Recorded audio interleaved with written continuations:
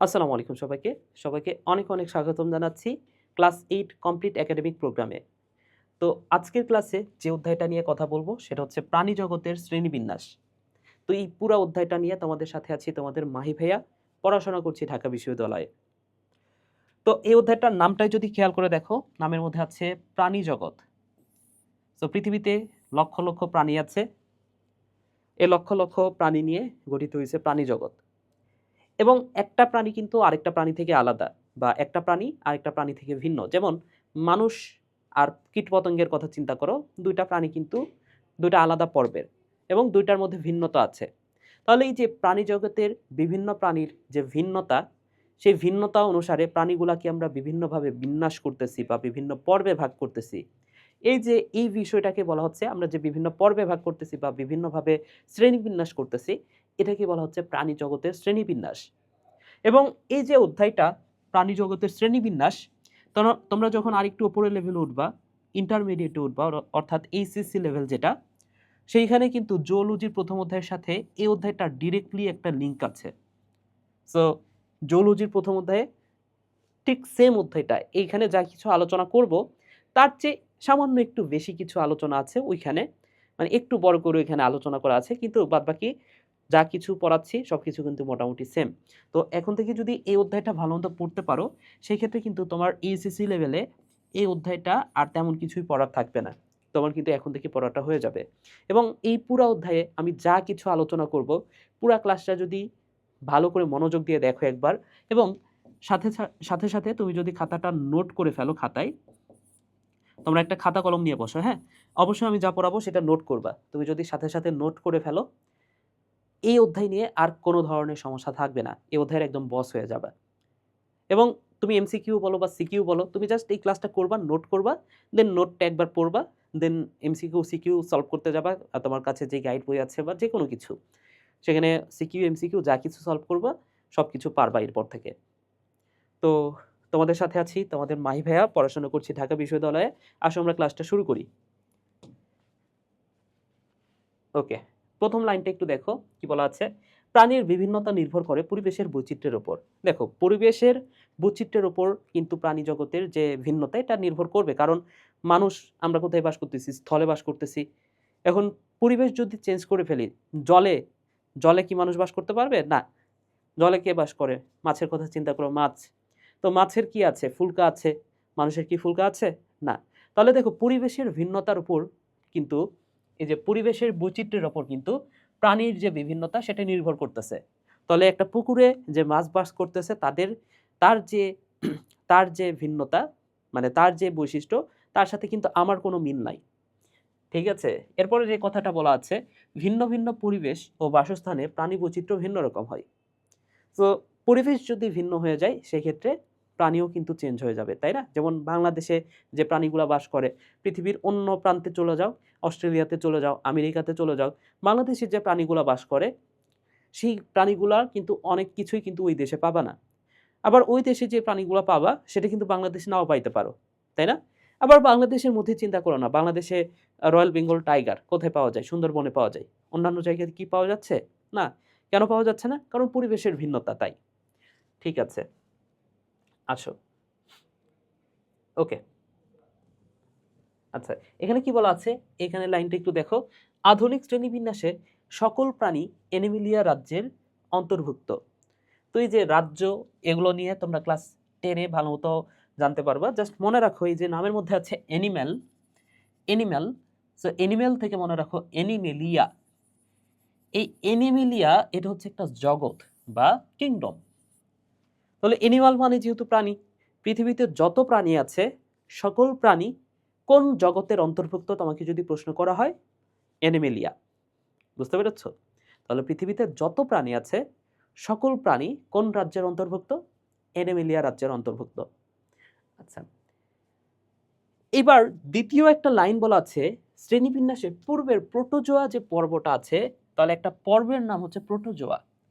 এই প্রোটোজোয়া পর্বটা প্রোটিস্টা জগতের একটি উপজগৎ হিসেবে স্থান পেয়েছে। দেখো এখানে নামের মধ্যে কি আছে? উপজগৎ, তাই না?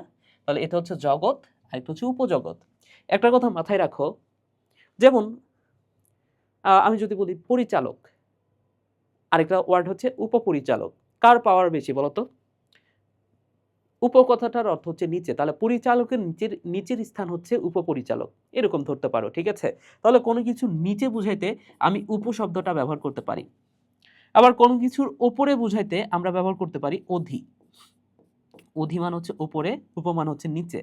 তাহলে উপ, এটার ইংলিশটা হচ্ছে আমি বলতে পারি সাব, আর অধি এটা আমি বলতে পারি সুপার, ঠিক আছে? সাব মান হচ্ছে নিচে বা উপ যাই বলি, আর সুপার মান হচ্ছে অধি বা উপরে।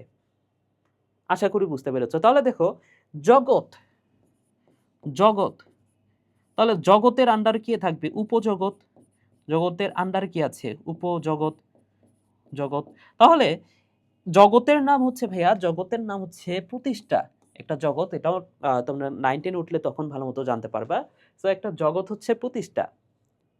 এই প্রতিষ্ঠা জগতের মধ্যে একটা উপজগতের নাম হচ্ছে প্রোটোজোয়া। এখন আমিবার কথা বলি, দেখো আমি কি বলছি, প্রথমে একটা কথা বলছি যে পৃথিবীর সকল প্রাণী, সকল প্রাণী অ্যানিমেলিয়া রাজ্যের অন্তর্গত। কিন্তু আমি যদি বলি যে আমিবা, আমি যদি একটা প্রাণীর নাম বলি অ্যামিবা বা অ্যান্টামিবা, আমিবা, সো এটাও তো একটা প্রাণী। কেন প্রাণী? কারণ এর ভেতরে কিছু কোষীয় অঙ্গাণু আছে, এর ভেতরে একটা কোষের মধ্যে যা যা থাকা দরকার কিছু কিছু জিনিস আছে, অনেক কিছুই নাই তবে আছে। তো নিউক্লিয়াস আছে, সুগঠিত নিউক্লিয়াস আছে, তাহলে এটাও কেউ আমি একটা প্রাণী বলতে পারি। এখন এই প্রাণীটা তার মানে কি আমি বলতে পারি যে আমিবা এটা হচ্ছে অ্যানিমেলিয়া রাজ্যের অন্তর্গত, এমন বলতে পারি না, কারণ প্রথম যে লাইনটা বলা আছে যে সকল প্রাণী অ্যানিমেলিয়া রাজ্যের অন্তর্গত। এখন আমি যদি এটাকে প্রাণী ধরি সেক্ষেত্রে আমি কি বলবো? এটাও অ্যানিমেলিয়া রাজ্যের অন্তর্গত। কিন্তু না, পরের লাইনে এটা ক্লিয়ার করা আছে যে সকল প্রাণী অ্যানিমেলিয়া রাজ্যের অন্তর্গত, ঠিক আছে, কিন্তু যেটা হচ্ছে আমিবা বা যাদেরকে আমরা বলি প্রোটোজোয়া, আমিবা, অ্যান্টামিবা, এগুলাকে আমরা বলি প্রোটোজোয়া, ঠিক আছে? এই যে প্রোটোজোয়ার উদাহরণ হচ্ছে আমিবা। সো এই আমিবা, এই আমিবা বা প্রোটোজোয়া পর্ব যেটা, সেটা প্রতিষ্ঠা জগতের অন্তর্গত। তাহলে সকল প্রাণী অ্যানিমেলিয়া জগতের অন্তর্গত, কিন্তু এই যে যারা হচ্ছে এই যে আমিবা বা প্রোটোজোয়া যে পর্বটা, সেটা অ্যানিমেলিয়া জগতের না, সেটা হচ্ছে প্রতিষ্ঠা জগতের। এই কথাটা বলা আছে, বুঝতে পেরেছো? ওকে, এবার আসো এই যে অ্যানিমেলিয়া জগৎ যেটা, এই অ্যানিমেলিয়া জগতের যে প্রাণীগুলো আছে, এই প্রাণীদেরকে মোট 33টা পর্বে ভাগ করা হয়েছে। এর মধ্যে প্রজাতির সংখ্যাধিক্যের ভিত্তিতে 9টি পর্বকে বলা হচ্ছে মেজর পর্ব, বাকিগুলো হচ্ছে নন মেজর পর্ব।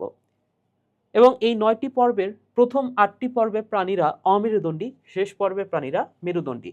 আচ্ছা, তাহলে এইখানে আমি একটু সহজে তোমাদের সামনে উপস্থাপন করি। দেখো অ্যানিমেলিয়া রাজ্য যেটা, অ্যানিমেলিয়া রাজ্য, অ্যানিমেলিয়া রাজ্য, এই অ্যানিমেলিয়া রাজ্যের যতগুলো প্রাণী আছে এই প্রাণীগুলাকে মোট 33টা পর্বে ভাগ করা হয়েছে। কয়টি পর্ব?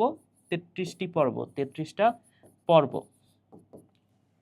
এই 33টা পর্বের মধ্যে কিছু পর্ব আছে যেগুলো হচ্ছে অনেক বেশি গুরুত্বপূর্ণ পর্ব। তাহলে এই 33টা পর্বের মধ্যে গুরুত্বপূর্ণ পর্বগুলোকে বলা হচ্ছে মেজর পর্ব। এই পর্বগুলো হচ্ছে মেজর পর্ব। তাহলে এই মেজর পর্বগুলো বাদ দিলে যেগুলো থাকে সেগুলো কি? মাইনর পর্ব। সেই পর্বগুলোর নাম হচ্ছে মাইনর পর্ব, রাইট? এখন এই যে মেজর পর্বের সংখ্যা কত? মেজর পর্বের সংখ্যা হচ্ছে, মেজর পর্বের সংখ্যা কত ভাইয়া? মেজর পর্বের সংখ্যা হচ্ছে 9টি। আর মাইনর পর্বের সংখ্যা কত? তাহলে 33টা থেকে 9টা বাদ দাও, বাকি 24, 24টি পর্বকে বলা হচ্ছে মাইনর পর্ব, তাই না? ওকে, এখন এই 9টা পর্বের মধ্যে কিছু আছে যাদেরকে বলা হচ্ছে মেরুদণ্ডী, কিছু আছে অমেরুদণ্ডী। তাহলে এই যে 9টা পর্ব, এই 9টা পর্বের মধ্যে এখন আমি যদি ভাগ করি, কিছু পর্বকে আমি বলতেছি মেরুদণ্ডী, মেরুদণ্ডী, আর কিছু প্রাণী আছে যারা হচ্ছে অমেরুদণ্ডী, অমেরুদণ্ডী। আচ্ছা, এখন এই মেরুদণ্ডী অমেরুদণ্ডী, কারা মেরুদণ্ডী আর কারা অমেরুদণ্ডী মনে রাখো। প্রথম 8টি পর্ব, প্রথম 8টি পর্ব, এই প্রথম 8টি পর্বকে বলা হচ্ছে মেরুদণ্ডী। আর শেষ যে পর্বটা নবম পর্ব, নবম পর্ব যেটা, এই নবম পর্বটাকে বলা হচ্ছে মেরুদণ্ডী পর্ব। বুঝতে পেরেছো? ওকে, ঠিক আছে ভাইয়া। এখন আসো এই যে 9টা পর্ব, এই 9টা পর্ব সম্পর্কে আমাদের সবকিছু জানতে হবে। এই 9টা পর্ব সম্পর্কে আমাদের সবকিছু জানতে হবে। তাহলে এই 9টা পর্ব, এই 9টা পর্বকে বলা হচ্ছে মেজর পর্ব, রাইট? ওকে। তো এই মেজর পর্ব সম্পর্কে আমাদের ধারণা রাখতে হবে। এখন 9টা পর্ব সম্পর্কে আমরা যেহেতু জানবো, এই 9টা পর্বের ফার্স্টে আমাদের কি জানতে হবে? নামগুলাই জানতে হবে। তাহলে নামগুলা একটু তোমাদের সামনে আলোচনা করি। এই নামগুলা সম্পর্কে একটু মাথায় রাখো। সো পর্ব, মেজর পর্ব যেগুলা, মেজর পর্বের নামগুলো আমরা জানবো এখন। মেজর পর্বের নামগুলা কি কি ভাইয়া? তো এভাবে পড়তে পারো আমার সাথে, একটা ছন্দ বলে দিই তোমাদেরকে। দেখো এভাবে পড়তে পারো, পরনি, পালাও নি, মলা এনে আর একাই কর। পরনি, পালাওনি, মলা এনে আর একাই কর। সো বিষয়টা হচ্ছে এমন যে তুমি পরনি আবার পালাওনি, না পড়লে তো পালাইতে হবে, পালাই যাইতে হবে। তো পরনি, পালাওনি, মলা এনে আর একাই কর। তো শেষের অংশটা কোনো মিনিংফুল অর্থ বহন করে না, তারপরেও আমার মনে থাকতো, এইভাবে আমি মনে রাখতাম। আশা করি তোমরাও যদি কয়েকবার পড়ো এটা তোমাদের মনে থাকবে। পরনি, পালাওনি, মলা এনে আর একাই কর। সো এখানে পর মানে কি? নামের মধ্যে আছে পর, পর মানে হচ্ছে পরিফেরা, এভাবে মনে রাখো, পরিফেরা। নি মানে হচ্ছে নিডারিয়া, নিডারিয়া। পালাও মানে প্লাটিহেলমিনথেস, প্লাটিহেলমিনথেস। নি মানে হচ্ছে নেমাটোডা, নেমাটোডা।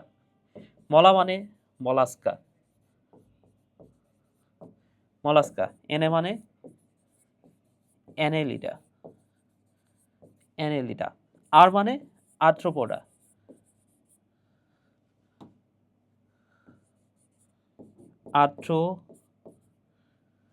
আর্থ্রোপোডা। একাই মানে হচ্ছে একাইনোডার্মাটা, একাইনোডার্মাটা, একাইনোডার্মাটা।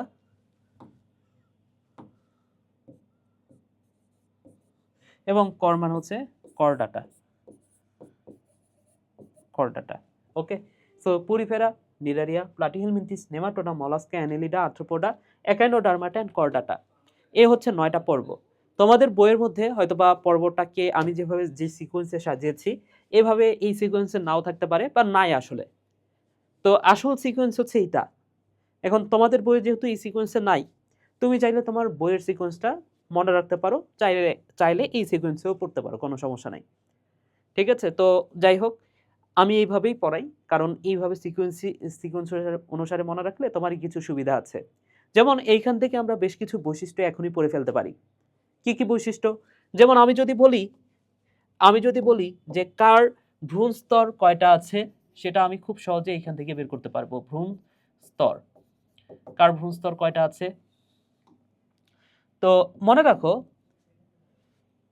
এখানে পর্ব, এটা হচ্ছে 1 নম্বর পর্ব, এটা হচ্ছে 2, 3, 4, 5, 6, 7, 8, 9। এই হচ্ছে 9টা পর্ব। তো মনে রাখো প্রথম যে পর্বটা অর্থাৎ পরিফেরা, পরিফেরা, এই পর্বের প্রাণীরা একস্তরী। এই পর্বের প্রাণীরা কেমন বলো তো ভাইয়া? এরা হচ্ছে একস্তরী। তাহলে ভ্রূণস্তর কয় স্তর বিশিষ্ট? একস্তরী। যেটা হচ্ছে দ্বিতীয় পর্ব, তারা কি 2 স্তরী, 2 স্তরী। এবং যারা হচ্ছে তৃতীয় পর্ব, এরা হচ্ছে ত্রিস্তরী। হ্যাঁ, দ্বিস্তরী এভাবে না লিখে এভাবে লিখি, একস্তরী, এক স্তরী। এটা হচ্ছে দ্বিস্তরী, দ্বিস্তরী। এর হচ্ছে ত্রিস্তরী। এরপরে নেমাটোডা, এরপর থেকে যা কিছু আছে সবগুলো হচ্ছে ত্রিস্তরী। ঠিক আছে? বাদ বাকি যতগুলো আছে ত্রিস্তরী। তাহলে একস্তরী, দ্বিস্তরী, বাদ বাকি সব হচ্ছে ত্রিস্তরী। সিম্পল। তোমাকে যদি বলে যে একাইনোডার্মাটা কয় স্তরী, কনফিউজড হওয়ার দরকার নাই, ত্রিস্তরী ভাইয়া। আরেকটা কথা তোমাদেরকে বলে দিই, এই যে পর্বগুলো আমরা নিচের দিকে যাচ্ছি না, আমরা যত নিচের দিকে যাব পর্বগুলো তত বেশি উন্নত হবে, উন্নত হবে। তাহলে এখানে সবচেয়ে অনুন্নত বৈশিষ্ট্য কার বলো তো? পরিফেরা হচ্ছে সবচেয়ে অনুন্নত, অনুন্নত। আমরা যত নিচের দিকে যাব পর্বগুলো তত বেশি উন্নত হতে থাকবে আস্তে আস্তে। তাহলে এখানে সবচেয়ে উন্নত কে? উন্নত হচ্ছে কর্ডাটা। তাহলে আমি যদি তোমাকে প্রশ্ন করি মানুষ কোন পর্বের প্রাণী, তাহলে মানুষের সকল উন্নত বৈশিষ্ট্য আছে, এই কারণে তো মানুষ সৃষ্টির সেরা জীব, তাই না? সো মানুষ যেহেতু সবচেয়ে উন্নত বৈশিষ্ট্য সম্পন্ন, তার মানে কি মানুষ কোন পর্বের মধ্যে আছে? সবশেষের যে পর্বটা, নবম পর্ব, কর্ডাটার মধ্যে আছে, রাইট? ওকে, তাহলে আমরা ভ্রূণস্তর নিয়ে পড়লাম। এবার যদি আমি বলি সিলম, সিলম মনে রাখো প্রথম তিনটা, সিলম কি পরে বলতেছি, সিলম হয়তো বুঝতেছো না, আবার ভ্রূণস্তর কি এটাও বুঝতেছো না। ভ্রূণস্তর সম্পর্কে তোমাকে কেমনে বুঝাই? আচ্ছা এখন না বুঝাই, পরে বুঝাই। দেখো সিলম সম্পর্কে একটু পরে বুঝাচ্ছি। জাস্ট প্রথমে যে কথাটা মনে রাখবা, এই যে প্রথম যে তিনটা পর্ব 1 2 3, এই যে প্রথম যে তিনটা পর্ব পরিফেরা, পরিফেরা, নিডারিয়া, প্লাটিহেলমিনথিস, এই তিনটা পর্ব এদেরকে বলা হচ্ছে অ্যাসিলোমেট, অ্যাসিলোমেট, সিলোমেট। ওকে, দেন নেমাটোডা যে পর্বটা সেটাকে বলা হচ্ছে সিউডোসিলোমেট, সিউডোসিলোমেট, সিলোমেট। এরপরে যত পর্ব আছে তারা হচ্ছে ইউসিলোমেট, সকল পর্ব হচ্ছে ইউসিলোমেট, সিলোমেট। তাহলে অ্যাসিলোমেট, সিউডোসিলোমেট অ্যান্ড ইউসিলোমেট, ঠিক আছে। এরপরে আর যে বৈশিষ্ট্য পড়তে পারি সেটা হচ্ছে মাত্রা। পৃথিবীতে কিছু প্রাণী আছে যারা শুধুমাত্র কোষ দ্বারাই গঠিত, কিছু প্রাণী আছে যাদের কোষের সাথে টিস্যুটাও থাকে, অনেকগুলা কোষ মিলে তৈরি হয় টিস্যু, তাহলে কোষের সাথে টিস্যুও থাকে। কিছু প্রাণী আছে যাদের টিস্যুর সাথে অঙ্গও তৈরি হয়। আবার আমাদের ক্ষেত্রে দেখো অঙ্গ তৈরি হয়েছে, আবার সাথে তন্ত্রও তৈরি হয়েছে, যেমন রক্ত সংবহন তন্ত্র, রেচন তন্ত্র, পরিবহন তন্ত্র, পরিপাক তন্ত্র। তাহলে আমাদের অঙ্গ তো আছে, যেমন হাত একটা অঙ্গ, ঠিক আছে। কিন্তু যে পাকস্থলী, আমরা যে খাবারটা খাচ্ছি, খাবারটা আস্তে আস্তে আস্তে আস্তে পাকস্থলীতে যাচ্ছে, তারপরে ক্ষুদ্রান্ত্রে যাচ্ছে, বৃহদান্ত্রে যাচ্ছে, তারপরে পায়ের মাধ্যমে বের হয়ে যাচ্ছে। এই যে দেখো অনেকগুলো অঙ্গ মিলে একটা তন্ত্র গঠিত হচ্ছে। তাহলে আমরা কি, তন্ত্র আছে, আমাদের অঙ্গতন্ত্র আছে, অঙ্গ আছে, তন্ত্রও আছে, তাই না?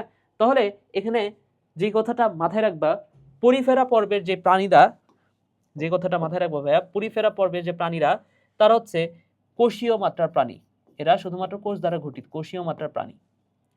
নিডারিয়া যে পর্বটা সেটা হচ্ছে কোষের সাথে এদের আবার টিস্যুও থাকে, কোষ টিস্যু। প্লাটিহেলমিনথিস সম্পর্কে মনে রাখবা, এদের টিস্যুর সাথে আবার অঙ্গও থাকে, তাহলে টিস্যু অঙ্গ আছে। এবং লাস্ট ওয়ান নেমাটোডা, এদের অঙ্গের সাথে আবার তন্ত্রটাও থাকে, তাহলে এদের অঙ্গ তন্ত্র, তাহলে বাদ বাকি যতগুলা পর্ব আছে সবার এই অঙ্গতন্ত্রটাই থাকে, ঠিক আছে। তাহলে দেখো এই যে আমরা বেশ কয়েকটা বৈশিষ্ট্য পড়ে ফেললাম। তো এই অধ্যায় থেকে তোমাকে প্রশ্নটা করবে কিভাবে, তোমাকে যে কোনো একটা পর্বের নাম দিয়ে দিবে, তোমাকে বলবে যে অ্যানেলিডা পর্ব বা আর্থ্রোপোডা পর্ব, তোমাকে বলবে যে আর্থ্রোপোডা পর্বের তিনটা না বৈশিষ্ট্যগুলো লিখো, এই কথাটা বলবে তোমাকে। এখন আমি তো বৈশিষ্ট্য একটু পরে পড়াবো, যদি নাও পড়াই তারপরে তিনটা করে বৈশিষ্ট্য তোমাদের ক্লিয়ার না? আর্থ্রোপোডা পর্বের বৈশিষ্ট্যগুলো লিখতে বললে তুমি কি লিখবা বলো তো?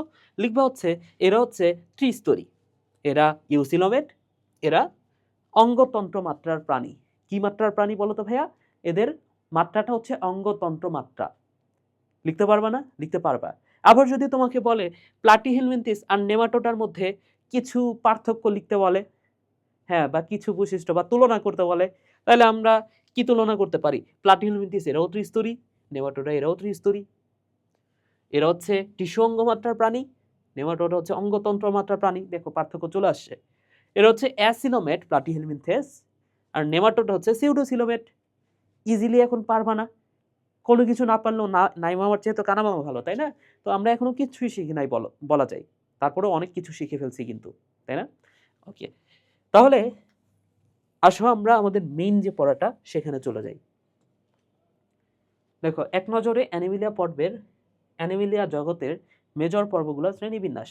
এই যে পরিফেরা, নিডারিয়া, প্লাটিহেলমিনথেস, নেমাটোডা, তারপরে পরো, নি, পালাও, নি, মলা, এই যে এখানে হচ্ছে মলাস্কা হইতো, মলাস্কা না দিয়ে বলছে অ্যানেলিডা, মলা, এনে, আর, তাহলে অ্যানেলিডা, আর্থ্রোপোডা, একাই, কর। তাহলে এই যে মলাস্কাটা জাস্ট একটু পরে দিয়ে দিছে, মলাস্কাটা এইখানে দিলে একদম পারফেক্ট ছিল। ঠিক আছে, যাই হোক, তো তোমাদের বইয়ে যেভাবে আছে তুমি চাইলে সেভাবে পড়তে পারো। আচ্ছা, এখন করডাটা যে পর্বটা, করডাটার যে পর্ব, সেটাকে আবার কিছু উপপর্বে ভাগ করা হয়েছে, আবার কিছু শ্রেণীতে ভাগ করা হয়েছে। যাই হোক, ওইটা নিয়ে আমরা এখন আলোচনা করব না। আমরা এই ক্লাসটাতে এই ক্লাসটা দুইটা পার্ট হবে। এটা হচ্ছে ফার্স্ট পার্ট। এই ক্লাসের দুইটা পার্ট হবে। প্রথম পার্ট হচ্ছে এটা হচ্ছে ফার্স্ট পার্ট, এবং এই ফার্স্ট পার্টে আমরা এই পর্যন্ত আলোচনা করব, এ পর্যন্ত পড়ব, একাইনোডার্মাটা পর্যন্ত পড়ব, এবং পরের যে পার্ট, সেকেন্ড পার্টে আমরা করডাটা পর্ব সম্পর্কে যা কিছু আছে সবকিছু পড়ব। ঠিক আছে, সো আসো আমরা এই যে পরিফেরা, নিডারিয়া, প্লাটিহেলমিনথেস অর্থাৎ প্রথম 8টা পর্ব, যাদেরকে আমরা বলতেছি অমেরুদণ্ডী, এই অমেরুদণ্ডী পর্বগুলো নিয়ে আমরা ফার্স্টে পড়ি। তার আগে ছোট্ট একটা কনফিউশন তোমাদের দূর করে দিই, এখানে হয়তো বা অনেকেই বুঝতে পারো নাই, এই যে সিলম বিষয়টা কি, সিলম বিষয়টা কি সেটা অনেকে বুঝতে পারো নাই। সো সিলম কি আমি একটু বলে দিই। সিলম, সিলম তো আমি যদি খুব সহজ বাংলায় বলি এবং এক লাইনে বলি, সিলম মানে হচ্ছে গহ্বর। খুব সিম্পল, সিলম মানে হচ্ছে গহ্বর। গহ্বর কি গহ্বর? মনে রাখো, পেরিটোনিয়াম পর্দা দ্বারা, পেরিটোনিয়াম পর্দা দ্বারা আবৃত গহ্বর। তাহলে সিলম কি? সিলম হচ্ছে পেরিটোনিয়াম পর্দা দ্বারা আবৃত গহ্বর হচ্ছে সিলম। ধরে নাও গহ্বর তো চিনো, গহ্বর মানে হচ্ছে একটা ফাঁকা জায়গা। ধরে নাও আমাদের দেহের ভেতরে কি গহ্বর আছে না? আমাদের দেহের ভেতরে গহ্বর আছে। যে গহ্বরের ভেতরে একটা ফাঁকা জায়গা আছে না? ফাঁকা জায়গার ভেতরে কি আছে? পাকস্থলী বা এই যে এই জিনিসগুলো আছে। সো ধরে নাও এটা একটা ফাঁকা জায়গা। এখন এটা একটা ফাঁকা জায়গা। এখন এই ফাঁকা জায়গাকে কি আমি সিলম বলতে পারবো? না, বলতে পারবো না। কেন বলতে পারবো না? কারণ এটা একটা ফাঁকা জায়গা। এটাকে সিলম হওয়ার জন্য এর চারপাশে একটা আবরণ থাকতে হবে। এই আবরণটা কি দ্বারা তৈরি হতে হবে? এই আবরণটা তৈরি হতে হবে পেরিটোনিয়াম দ্বারা। তাহলে এই যে পেরিটোনিয়াম পর্দা দ্বারা আবৃত গহ্বরটাই হচ্ছে সিলম। দেখো, কিছু কথা হয়তোবা তোমাদের বই আলোচনা করা নাই, আমি একটু অ্যাডভান্স দু একটা বিষয় তোমাদেরকে বলতেছি। এই অ্যাডভান্সগুলো পড়ার দরকার নাই, অ্যাডভান্স পড়াগুলো যেগুলো আমি পড়াবো বা যেগুলো হচ্ছে এক্সট্রা কথা বলতেছি, তোমাদেরকে বোঝানোর জন্য বলতেছি এক্সট্রা কথা। সো সেগুলো তোমার মুখস্থ করার দরকার নাই, কিন্তু জাস্ট একবার শুনে রাখো, আমার ক্লাসটা একবার করে রাখো, খাতায় একবার নোট করে রাখো। ঠিক আছে, এগুলো তোমার মুখস্থ করতে হবে না, পরীক্ষায় লিখতেও দিবে না, অনেক কিছু আছে এমন। আচ্ছা, তাহলে যখনই আমি পেরিটোনিয়াম পর্দা দ্বারা আবৃত করে দিব এই গহ্বরটাকে, তখন এটাকে আমি বলবো সিলম। আচ্ছা, এখন এখানে আমরা 3 রকমের সিলম দেখছি, একটা হচ্ছে অ্যাসিলোমেট, একটা হচ্ছে সিউডোসিলোমেট, আর একটা হচ্ছে ইউসিলোমেট। তো একটা কথা মনে রাখো, কোন নামের শুরুতে যদি কখনো দেখো শব্দটা আছে, মাথায় রাখবা এই শব্দটার অর্থ হচ্ছে না। এই শব্দটার অর্থ কি ভাইয়া? শব্দটার অর্থ হচ্ছে না। ঠিক আছে, তুমি যে না বলো না, ধরে নাও যে আমি তোমাকে প্রশ্ন করলাম যে বলো তো, তোমাকে আমি কোন একটা প্রশ্ন করলাম যে ভাইয়া বলো তো এটা কি, তুমি পারলা না, তখন কি বলো তুমি? যে ভাইয়া পারি না, না পারবো না, এভাবে বলো না। কিন্তু বায়োলজির ভাষায় তুমি যদি অ্যান্সার করতা, তোমাকে তাহলে কি বলতে হইতো জানো? তোমাকে বলতে হইতো অর্থাৎ শব্দটার অর্থ হচ্ছে না। আমি যদি তোমাকে প্রশ্ন করি যে ভাইয়া তুমি কি পারো এটা, তো বলবো মান হচ্ছে না।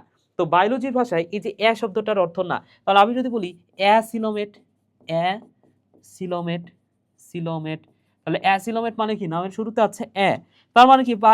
তার মানে যে সকল প্রাণীর সিলম নাই তাদেরকে আমরা বলবো অ্যাসিলোমেট। তাহলে অ্যাসিলোমেট মানে কি? সিলম নাই, সিলম নাই। এরপর একটা ওয়ার্ড দেখো, সিউডো, সিউডো বা সুডো। এই সুডো কথাটার অর্থ হচ্ছে ভুয়া। ফেসবুকে অনেক ভুয়া নিউজ পাওয়া যায় না? ভুয়া বা ভ্রান্ত, ভ্রান্ত, ভ্রান্ত, এই কথাটা মাথায় রাখো ভাইয়া। তাহলে সিউডোসিলোমেট, সিউডোসিলোমেট, সিলোমেট, তাহলে সিউডোসিলোমেট মানে কি? ভুয়া সিলম, হ্যাঁ, বা ভ্রান্ত সিলম। দেখতে সিলমের মতো কিন্তু আসলে সিলম না, দেখতে সিলমের মতো কিন্তু আসলে সিলম না। আর ইউ কথাটার অর্থ হচ্ছে ভালো। বায়োলজিতে একটা কথা মাথায় রাখো, তোমরা হচ্ছে যে প্রফেশনাল, আচ্ছা ওই কথাটা না বলি এখন। ইউসিলোমেট, আমি যদি বলি ইউসিলোমেট, ইউসিলোমেট, সো বায়োলজিতে ইউ কথাটার অর্থ হচ্ছে প্রকৃত। ইউ কথাটার অর্থ হচ্ছে প্রকৃত বা ভালো, প্রকৃত। তাহলে প্রকৃত সিলম বা ভালো সিলম বলতে আমরা কোন শব্দটা ব্যবহার করব? ইউসিলোমেট ব্যবহার করব। আশা করি বুঝতে পেরেছো। ঠিক আছে, ওকে। তাহলে আসো আমরা প্রথম যে পর্বটা, সেই পর্বটা নিয়ে একটু আলোচনা করি। প্রথম যে পর্বটা, সেই পর্বটার নাম হচ্ছে পরিফেরা পর্ব। তো পরিফেরা পর্ব নামটাই যদি একটু খেয়াল করে দেখো, নামের শুরুতে আছে পোর, নামের শুরুতে আছে পোর, পোর, হ্যাঁ, বা পরি। সেই যে পরি, এই পরি, পরিমাণ হচ্ছে যে জিন পরি, এগুলো না। বায়োলজিতে এই পরি কথাটার অর্থ বা পোরাস কথাটার অর্থ হচ্ছে ছিদ্র। তাহলে পোরাস কথাটার অর্থ কি ভাইয়া? পোরাস কথাটার অর্থ হচ্ছে ছিদ্র। এবং নামের শেষ অংশে আছে ফেরা। এই ফেরা কথাটার ফেরা বা ফেরা থেকে মনে রাখো ফেরে, ফেরে শব্দটার অর্থ হচ্ছে বহন করা। তাহলে পরিফেরা পর্ব মানে কি বলতো? ছিদ্র বহনকারী প্রাণী। ফেরা মানে বহন করা, পোর মানে ছিদ্র, তাহলে ছিদ্র বহনকারী প্রাণী, রাইট? আচ্ছা, তাহলে আমরা বলতে পারি পরিফেরা পর্বে প্রাণীদেরকে আমরা বলতে পারি, কি বলতে পারি বলতো ভাইয়া? এরা হচ্ছে ছিদ্রালো প্রাণী। এ পর্বের প্রাণীরা এরা হচ্ছে ছিদ্রালো প্রাণী, ছিদ্রালো প্রাণী। এবং এই পর্বের প্রাণীদেরকে আমরা সাধারণভাবে স্পঞ্জ নামে ডাকতে পারি। স্পঞ্জ, তোমরা স্পঞ্জ চেনো না? স্পঞ্জ, আচ্ছা আমি কি দেখাবো তোমাদেরকে স্পঞ্জ কোনটা? আচ্ছা একটু পরে দেখাই, হ্যাঁ, স্পঞ্জ কোনটা একটু পরে দেখাচ্ছি। তো এই পরিফেরা পর্বে প্রাণীরা স্পঞ্জ নামে পরিচিত কেন? কারণ এদের দেহ স্পঞ্জের মতো। স্পঞ্জে কি অনেক ছিদ্র থাকে না? অনেক সূক্ষ্ম সূক্ষ্ম ছিদ্র থাকে। তো এই পর্বের প্রাণীরাও, এদের দেহ অনেক সূক্ষ্ম সূক্ষ্ম ছিদ্র আছে। এই কারণে এরা স্পঞ্জ নামে পরিচিত। এই কথাটা মাথায় রেখো ভাইয়া, ঠিক আছে? তো এই পর্বের প্রাণীরা কি নামে পরিচিত? স্পঞ্জ নামে পরিচিত। এদের অধিকাংশ প্রজাতি সামুদ্রিক, তবে কিছু প্রজাতি স্বাদু পানিতে বাস করে। তাহলে অধিকাংশ প্রজাতি এরা সামুদ্রিক, তবে কিছু প্রাণী আছে যারা স্বাদু পানিতে বাস করে। এরা সাধারণত দলবদ্ধ হয়ে বাস করে। এখন তোমরা কি এই পরিফেরা পর্বে প্রাণীগুলো দেখছো? অনেকে বলবা যে দেখছো, অনেকে বলবা যে দেখো নাই। তা আমি তোমাদেরকে বলবো, তোমরা যদি কখনো ডিসকভারি চ্যানেল দেখে থাকো, ওইখানে দেখবা যে যারা সমুদ্রের নিচে যায়, সমুদ্রের নিচে যারা ডুবুরি, সমুদ্রের নিচে তোমরা যদি কখনো দেখো, দেখবা যে বিভিন্ন কালারের, লাল, নীল, সবুজ, বিভিন্ন কালারের স্পঞ্জের মতো কিছু প্রাণী। তুমি হয়তোবা সেগুলো গাছ ভাবতে পারো, কিন্তু ওগুলো আসলে গাছ না, ওগুলো হচ্ছে প্রাণী। ওই তলদেশের সাথে লেগে থাকে, সমুদ্রের যে তলদেশ সেইখানে লেগে থাকে। তো ওইটা প্রাণী, ওইটা হচ্ছে উদ্ভিদ ভাবলেও বা গাছ মনে করলেও ওইটা হচ্ছে প্রাণী। এই কথাটা মাথায় রেখো, ঠিক আছে? অর্থাৎ এই প্রাণীরা চলাচল করতে পারে না ভাইয়া, ঠিক আছে? এরা এমন একটা প্রাণী, এরা নিশ্চল, চলাচল করতে পারে না। সমুদ্রের নিচে একদম তলদেশের সাথে এটা লেগে থাকে। আচ্ছা, তাহলে এরা দলবদ্ধ হয়ে বসবাস করে। এরা ছিদ্রালো প্রাণী। তোমরা হচ্ছে নেটে আজকে পরিফেরা পর্বে প্রাণী লিখে সার্চ করবা, যারা দেখো নাই, তাহলে বুঝতে পারবা। ওকে, তাহলে এদের সাধারণ বৈশিষ্ট্য কি বলতো? এদের সাধারণ বৈশিষ্ট্য হচ্ছে এরা সরলতম বহুকোষী প্রাণী। বহুকোষী হলেও এরা টিস্যু গঠন করে না। তাহলে ওই যে প্রথমে যে কথাটা বলছিলাম, এরা কি মাত্রার প্রাণী বলতো? এরা কোষীয় মাত্রার প্রাণী, তাই না? সো এদের তো টিস্যু নাই, শুধুমাত্র কি আছে? কোষ আছে। তাহলে এই কথাটাই তো আমরা পড়ছিলাম যে এরা হচ্ছে কোষীয় মাত্রার প্রাণী। তাহলে দেখো ওই কথাটাই কিন্তু এখানে লেখা আছে, এরা এখানে অন্যভাবে লেখা আছে। এখানে বলা আছে বহুকোষী হলেও এদের টিস্যু নাই। তাহলে ওই যে কোষীয় মাত্রার প্রাণী, তার মানে কি এদের টিস্যু নাই, এই কথাটা বলা আছে। তাহলে এরা হচ্ছে সরলতম বহুকোষী প্রাণী। দেহপ্রাচীর অসংখ্য ছিদ্রযুক্ত। এই ছিদ্রপথে পানি এবং অক্সিজেন, খাদ্যবস্তুগুলো প্রবেশ করে। কোনো পৃথক সুগঠিত কলা অঙ্গতন্ত্র থাকে না। ঠিক আছে, তাহলে দেখো এখানে খুব সাধারণভাবে লেখা আছে। আমি যদি এক্সট্রা কিছু পড়ায় দিই, এভাবে পড়তে পারো। আমি এভাবে মনে রাখি, এটা তোমার মুখস্থ করতে হবে না, জাস্ট তোমার খাতায় নোট ডাউন করে একপাশে লিখে রাখতে পারো। এভাবে পড়তে পারো, অনেক স্পঞ্জ অনেক স্পঞ্জ, এইভাবে মাথায় রাখো। সো এই পরিফেরা পর্বে প্রাণীদের কি আছে বলতো? অ থেকে যে কথাটা মনে রাখবা, এদের অপারকুলাম আছে। অপারকুলাম বলতেছি আল্লাহ। এদের কি আছে? অস্টিয়া আছে। অস্টিয়া। নতে হচ্ছে নিশ্চল। এ পর্বের প্রাণীরা কেমন ভাইয়া? নিশ্চল। কতে এদের কোষটার নাম হচ্ছে কোয়ানোসাইট কোষ। এদের কি আছে বলতো ভাইয়া? কোয়ানোসাইট কোষ থাকে। স্পঞ্জ থেকে যে কথাটা মাথায় রাখবা ভাইয়া, স্পঞ্জ থেকে মনে রাখবা স্পঞ্জিন,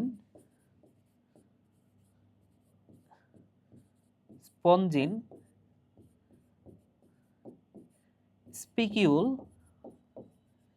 এবং আরেকটা হচ্ছে স্পঞ্জোসিল। স্পঞ্জোসিল, এই কয়টা কথা মাথায় রাখতে পারো। আমি আবারও বলতেছি, এগুলো তোমাদের বইয়ে যেহেতু নাই, তোমার মুখস্থ করতে হবে না, কিন্তু মাঝে মাঝে দু একটা জিনিস তুমি অ্যাপ্লাই করতে পারো। আমি এগুলো অ্যাডভান্স পড়া শিখাই রাখতেছি কেন? কারণ এই নোটটা তুমি যদি একবারও জাস্ট দেখে রাখো, তোমার কিন্তু পরবর্তীতে যখন এই অধ্যায়ে এই পড়াগুলো পাবা, সেই সময়টাতে তোমার কাছে আর কঠিন লাগবে না। ঠিক আছে? তো সেই ক্ষেত্রে জাস্ট একবার এটা দেখে রাখতে পারো। তো এটা তোমার মুখস্থ করার দরকার নাই।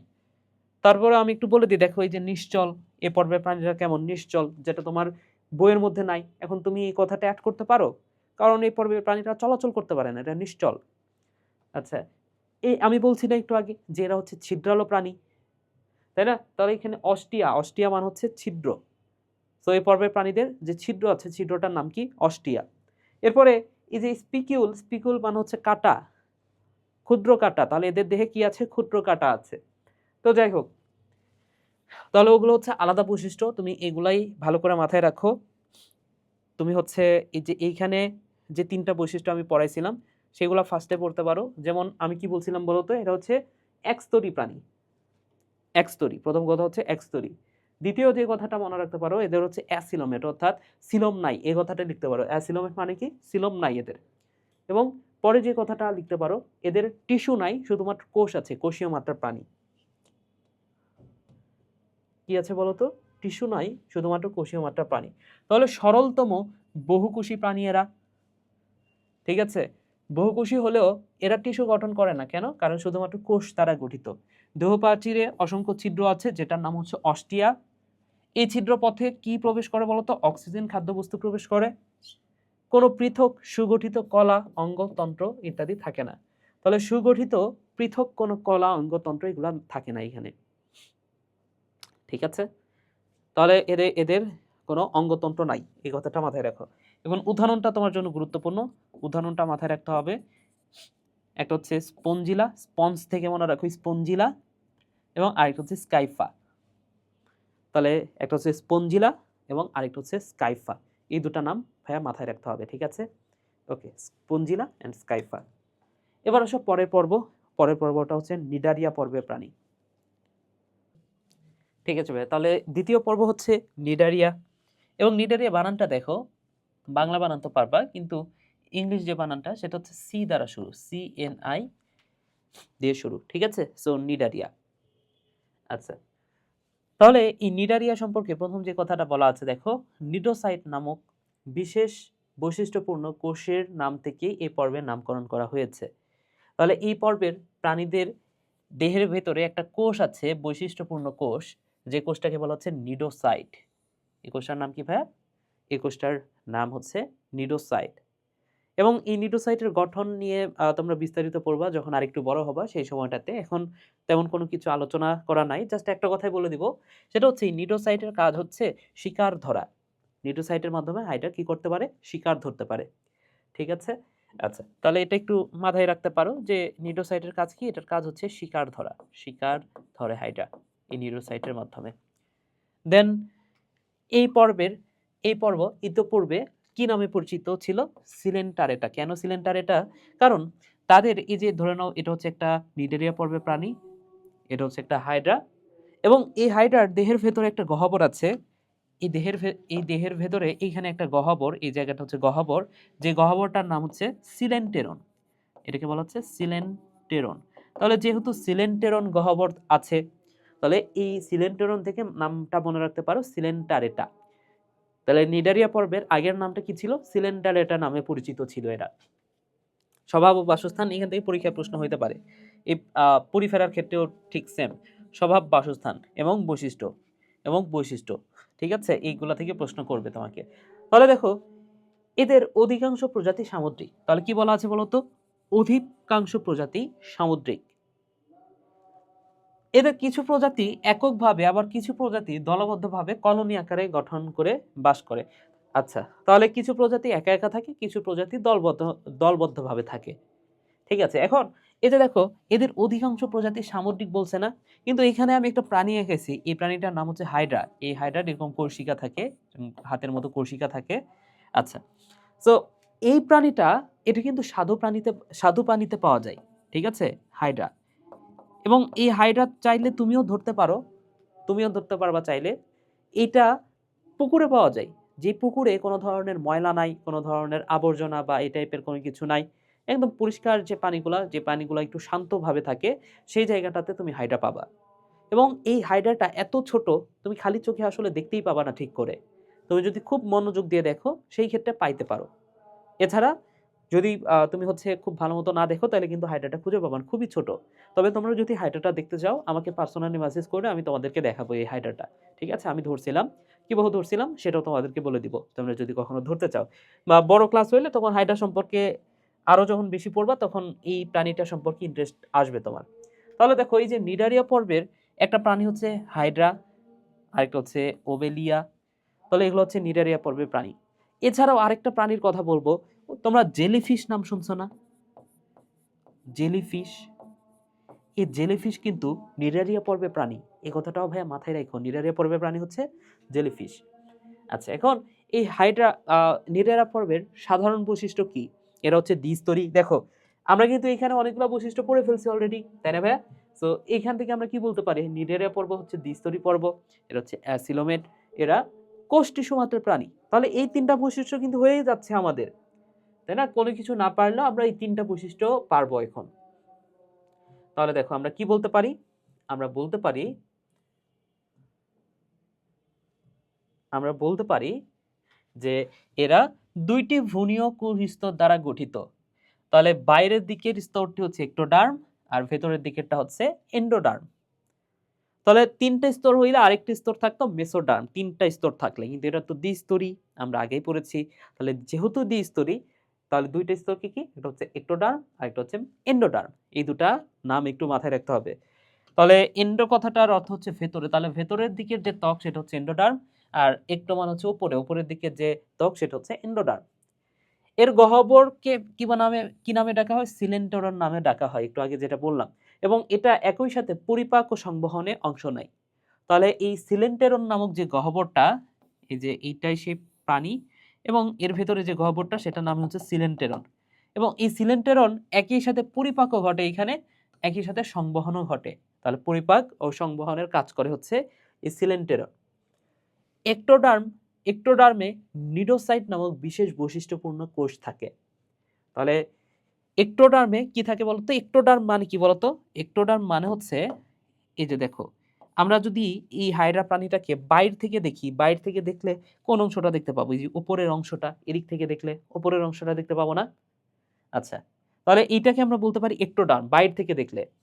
আর যদি আমি ভেতর থেকে তাকাই, তাহলে এটা কি? ভেতরের দিকে যে ত্বক সেটাকে কি বলবো আমরা? এন্ডোডার্ম বলবো, তাই না? তাহলে বাইরে থেকে দেখলে একটোডার্ম, আর ভেতর থেকে দেখলে এন্ডোডার্ম, ভেতরের দিকে যে ত্বকটা।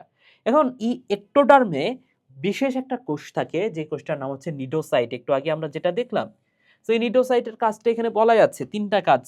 একটা হচ্ছে শিকার ধরা, আত্মরক্ষা এন্ড চলন। হাইড্রা যে চলাচল করবে, হাইড্রা চলাচলের জন্য এখানে আরেকটা অঙ্গ থাকে যার নাম হচ্ছে কোর্সিকা, যে এই অঙ্গটার নাম হচ্ছে কোর্সিকা। তো এই কোর্সিকার ভেতরেও কিন্তু নিডোসাইট থাকে, তো এই নিডোসাইটের মাধ্যমে হাইড্রা চলাচল করতে পারে। এই নিডোসাইটের মাধ্যমে কেউ যদি আক্রমণ করতে আসে, সেখান থেকে আত্মরক্ষা করবে নিজেকে, এবং শিকার ধরার ক্ষেত্রেও এই নিডোসাইটটা কাজ করবে। নিডোসাইট কি কাজ করে বড় ক্লাস উঠলে জানবে, ঠিক আছে? তাহলে এই কয়টা বৈশিষ্ট্য মাথায় রাখবা। দেখো প্রথমে তিনটা বৈশিষ্ট্য আমরা পড়ছি, ওই যে একদম শুরুতে, যে এরা হচ্ছে অ্যাসিলোমেট। দ্বিতীয় কথা হচ্ছে এরা অঙ্গ কোষ টিস্যু মাত্রার প্রাণী। তৃতীয় কথা হচ্ছে এরা দ্বিস্তরী, এক্টোডার্ম এবং এন্ডোডার্ম আছে এদের। এক্টোডার্মে নিটোসাইট নামক বিশেষ কোষ থাকে যেটা শিকার ধরে, আত্মরক্ষা করে এবং চলন করে। ঠিক আছে, এছাড়াও আরেকটা কি বৈশিষ্ট্য পড়লাম, দ্বিতীয়টা হচ্ছে সেলেন্টোরন নামক গহ্বর আছে যেটা পরিপাক ও সংবহনের কাজ করে। শেষ। তাহলে এই হচ্ছে নিডারিয়া পর্বের প্রাণীদের বৈশিষ্ট্য, এবং এই পর্বের প্রাণী একটা হচ্ছে হাইড্রা এবং আরেকটা হচ্ছে ওবেলিয়া। তো এগুলো এমসিকিউতে আসতে পারে এবং সিকিউতে আসলে উদাহরণটা দিতে হবে। এরপরে আসো পর্ব 3 এবং পর্ব 4, একটা হচ্ছে প্লাটিহেলমিনথেস এবং আরেকটা হচ্ছে নেমাটোডা। পরের পর্বটা আমরা পড়ব। তো ফার্স্টে আমরা প্লাটিহেলমিনথেসটা আমরা একটু দেখি। তো প্লাটিহেলমিনথেসের স্বভাব এবং বাসস্থান, এখানে নামের মধ্যে হচ্ছে প্লাটি, আর প্লাটি কথাটার অর্থ হচ্ছে চ্যাপ্টা, এবং হেলমিনথেস এই কথাটার অর্থ হচ্ছে কৃমি। তাহলে প্লাটিহেলমিনথেস মানে কি বলতো ভাইয়া? প্লাটিহেলমিনথেস মানে হচ্ছে চ্যাপ্টা কৃমি। ঠিক আছে, আচ্ছা, এই দুটি শব্দ থেকে প্লাটিহেলমিনথেস শব্দটি এসেছে। এই পর্বের বহু প্রজাতি বহিঃপরজীবী বা অন্তঃপরজীবী হিসেবে জীবদেহের বাইরে অথবা ভেতরে অবস্থান করে। তাহলে এই পর্বের যে প্রাণীগুলা সেটা হচ্ছে অন্তঃপরজীবী হিসেবে জীবের দেহের ভেতরে বাস করতে পারে, আবার বহিঃপরজীবী হিসেবে জীবদেহের বাইরে বাস করতে পারে। ঠিক আছে, তাহলে এটা হচ্ছে স্বভাব এবং বাসস্থানটা আমরা বুঝে গেলাম। তাহলে সাধারণ বৈশিষ্ট্যগুলো কি কি? সাধারণ বৈশিষ্ট্য দেখো, এদের দেহটা হচ্ছে চ্যাপ্টা, কারণ প্ল্যাট কথাটার অর্থ হচ্ছে চ্যাপ্টা কৃমি। এই যে দেখো, এই যে এই কৃমিটা দেখো তো, চ্যাপ্টা কৃমি না? সো চ্যাপ্টা কৃমি, চ্যাপ্টা দেখতে। তাহলে চ্যাপ্টা কৃমি এরা হচ্ছে উভলিঙ্গ, বহিঃপরজীবী এবং বা অন্তঃপরজীবী হতে পারে। দেহ পুরু কিউটিকল দ্বারা আবৃত। দেহে চোষক বা আংটা থাকে। এদের শিখাকোষ নামে বিশেষ ধরনের অঙ্গ থাকে যেগুলো রেচন অঙ্গ হিসেবে কাজ করে। পুষ্টিতন্ত্র অসম্পূর্ণ বা অনুপস্থিত। আচ্ছা, তাহলে এখানে যতগুলো বৈশিষ্ট্য আমি পড়লাম, বেশিরভাগ বৈশিষ্ট্য কিন্তু আমরা, সব বৈশিষ্ট্যই আমরা জাস্ট একটা ওয়ার্ডের মাধ্যমে মনে রাখতে পারি। এই ওয়ার্ডটা একটু মাথায় রাখো তো। মাথায় রাখার কিছু নাই। এই যে প্লাটিহেলমিনথেস আমরা পড়ছি না, প্লাটিহেলমিনথেস, এই ওয়ার্ডের মাধ্যমে এখানে যতগুলো বৈশিষ্ট্য আছে সব আমরা মাথায় রাখতে পারি। দেখো কিভাবে, এখানে প থেকে মনে রাখো এটা হচ্ছে পরজীবী। তাহলে প্লাটিহেলমিনথেস পর্বে প্রাণীরা কি? পরজীবী। এখন পরজীবী তো দুই ধরনের, একটা হচ্ছে বহিঃও হইতে পারে, অন্তঃ হইতে পারে। তাহলে পরজীবী কয় ধরনের ভাইয়া?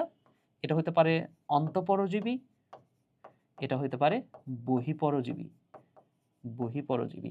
ঠিক আছে, এখানে ট থেকে মনে রাখতে পারো ট্রিপোব্লাস্টিক বা ত্রিস্তরী মনে রাখো। ঠিক আছে, ট্রিপোব্লাস্টিক এটা তোমার জন্য কঠিন হয়ে যাবে। ট থেকে ট্রিপোপ্লাস্টিক মনে রাখা যায়, তবে ত্রিস্তরী একবারে মনে রাখো। ট থেকে ত্রিস্তরী। হ থেকে মনে রাখো এদের কি আছে? হুক বা চোষক আছে। কি আছে? হুক বা চোষক।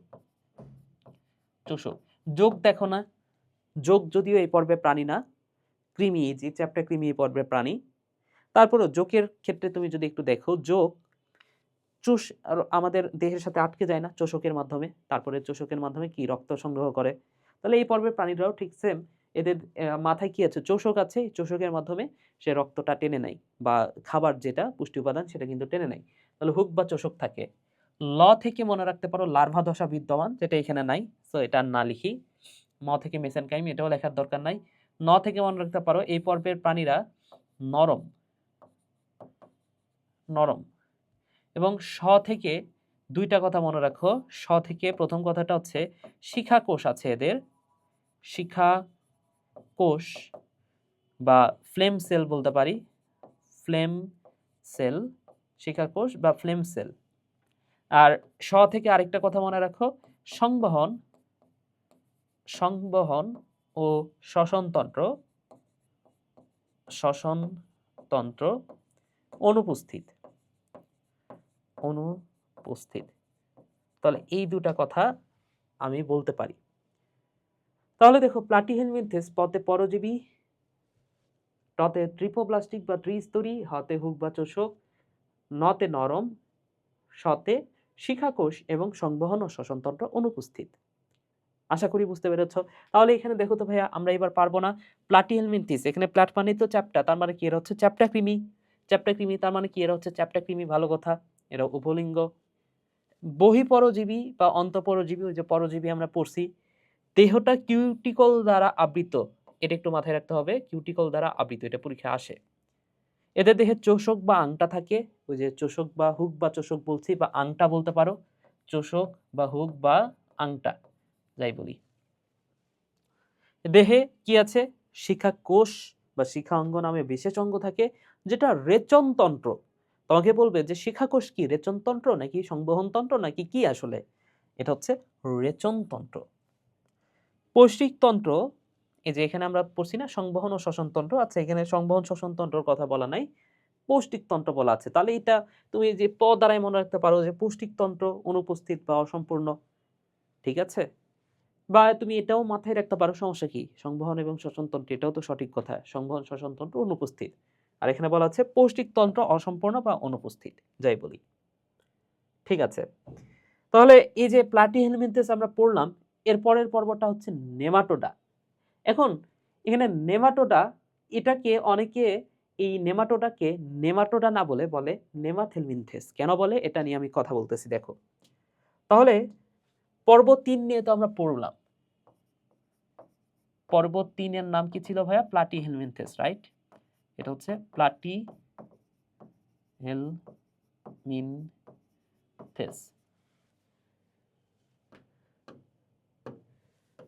পরের পর্বটার নাম হচ্ছে পর্ব 4 নেমাটোডা। পর্ব 4 হচ্ছে নেমাটোডা। নেমাটোডা। সো এই যে কৃমি প্রজাতি, কৃমি প্রজাতি এটা দুই ধরনের হতে পারে, একটা হচ্ছে পর্ব 3 এবং আরেকটা হচ্ছে পর্ব 4। পর্ব 3 হচ্ছে প্লাটিহেলমিনথেস, পর্ব 4 হচ্ছে নেমাটোডা। আচ্ছা, এখন যেই কথাটা মাথায় রাখবা, আমি বলেছি না যে আমরা যত উপর থেকে নিচের দিকে যাব পর্বগুলো তত বেশি উন্নত হবে। তাহলে এখানে 3-এর চেয়ে পর্ব 4 বেশি উন্নত। তাহলে পর্ব 3-এ যে বৈশিষ্ট্যগুলা থাকবে, পর্ব 4-এ তার চেয়ে উন্নত বৈশিষ্ট্যগুলাই থাকবে, রাইট? তাহলে এইখান থেকে যে কথাগুলো মাথায় রাখবা ভাইয়া, সেটা হচ্ছে প্লাটিহেলমিনথেস সম্পর্কে আমরা তো আগে জেনেছি যে প্ল্যাট মানে হচ্ছে চ্যাপ্টা, হেলমিনথেস মানে হচ্ছে কৃমি। হেলমিনথেস মানে হচ্ছে কৃমি। এই যে নেমাটোডা, এটাকে আমরা আরেকটা নামে ডাকতেছি না, নেমাথেলমিনথেস। নেমাথেলমিনথেস। তাহলে নেমাথেলমিনথেস, এখানেও কিন্তু হেলমিনথেস আছে। তাহলে হেলমিনথেস মানে কি? কৃমি, এটাও এক ধরনের কৃমি।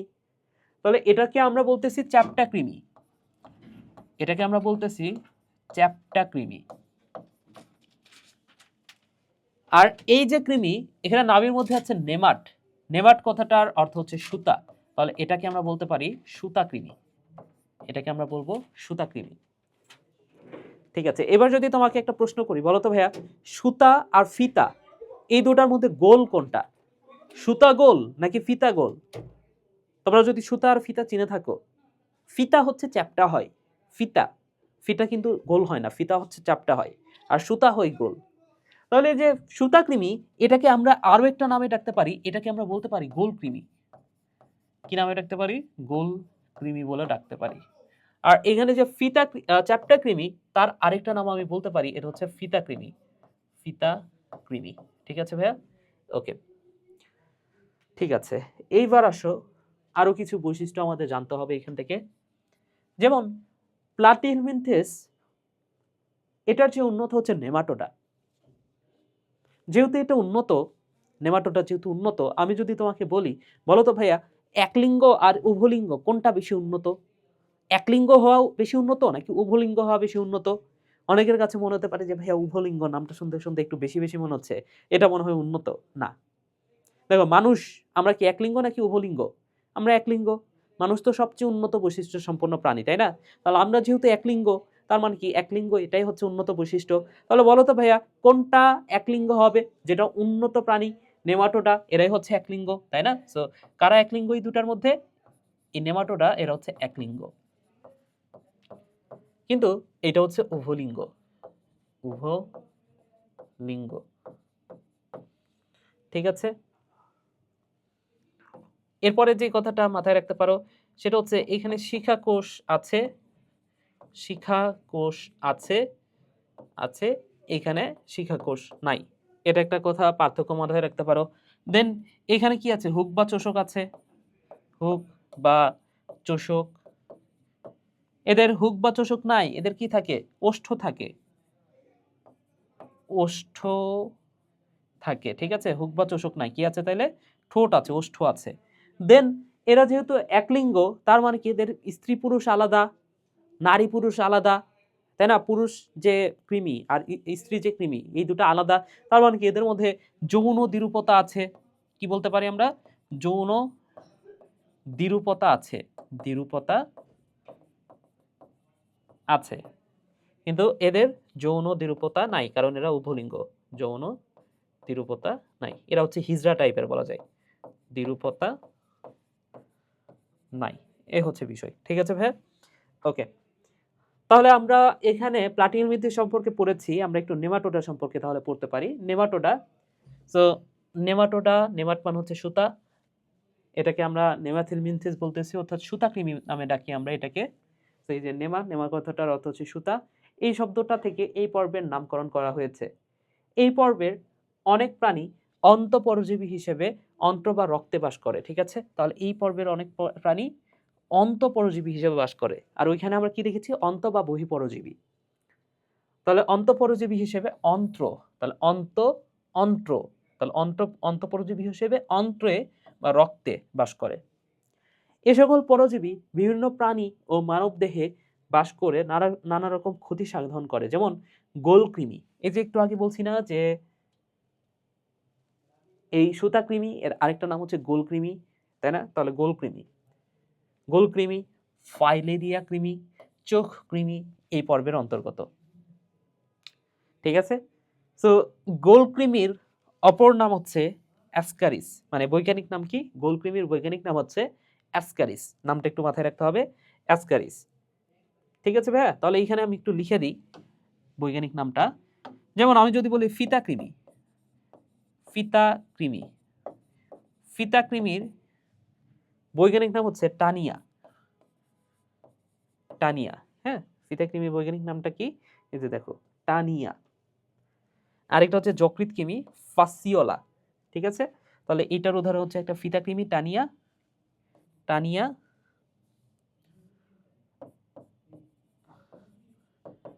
আরেকটা হচ্ছে যকৃৎ কৃমি, যকৃৎ কৃমি। যকৃৎ কৃমির বৈজ্ঞানিক নাম হচ্ছে ফাসিওলা, ফাসিওলা, ফাসিওলা হেপাটিকা। তোমাদের বইয়ে যদিও হেপাটিকা শব্দটা নাই, হেপাটিকা এই শব্দটা মাথায় রাখতে পারো, ফাসিওলা হেপাটিকা। আর এইখানে নেমাটোডা এই পর্বের প্রাণী হচ্ছে গোলকৃমি, গোলকৃমি। সো গোলকৃমির বৈজ্ঞানিক নাম কি? আসকারিস, একটু আগে পড়লাম, আসকারিস। ওকে, গোলকৃমির অপর নাম কি? অ্যাসকারিস। এই যে অ্যাসকারিস, অ্যাসকারিস লুম্ব্রিকয়েডস।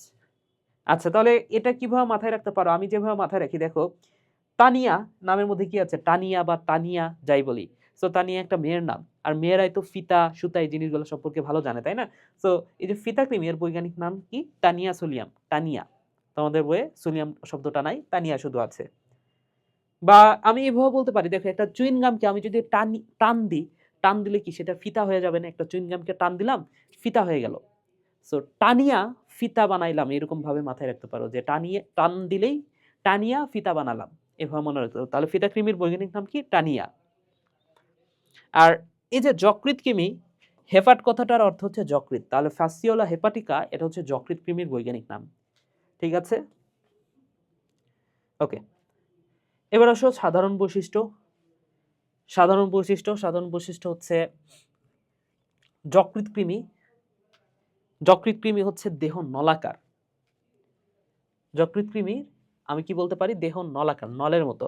সো নল তো গোল হয়, তাই না? নল তো গোল হয়। তোমরা হচ্ছে যদি কি টাইপের কলম বলবো, যে ম্যাটাডোর পিন পয়েন্ট কলম, ধরে নাও এটা হচ্ছে একটা কলম, এই কলমটা কেমন? গোল। যদিও এটা গোল না, সো এটা যদি গোল হয় তাহলে এরকম নলের মতো, নলের মতো এই প্রাণীটা দেখতে কেমন? নলের মতো, অর্থাৎ নলাকার, নলাকার, পুরু ত্বক দ্বারা আবৃত। তাহলে নলাকার এবং পুরু ত্বক এদের আছে। ওইখানে আমরা দেখছিলাম পৌষ্টিক নালী অসম্পূর্ণ, কিন্তু এখানে আমরা দেখতেছি পৌষ্টিক নালী সম্পূর্ণ, মুখ এবং পায়ের ছিদ্র উপস্থিত। তাহলে দেখো এখানে আমরা প্লাটিহেলমিনথেসে আমরা কি দেখছিলাম বলতো? পৌষ্টিক নালী অসম্পূর্ণ। আমরা দেখছিলাম পৌষ্টিক নালী এখানে অসম্পূর্ণ, অসম্পূর্ণ, কিন্তু এখানে কি সম্পূর্ণ, সম্পূর্ণ, সম্পূর্ণ। তাহলে এখানে কি আছে? এখানে মুখ ও পায়ু আছে, মুখ আর একটা কি আছে ভাইয়া? দেখো এখানে কি আছে? মুখ ও পায়ু ছিদ্র উপস্থিত, মুখ ও পায়ু ছিদ্র উপস্থিত। ঠিক আছে, ওকে।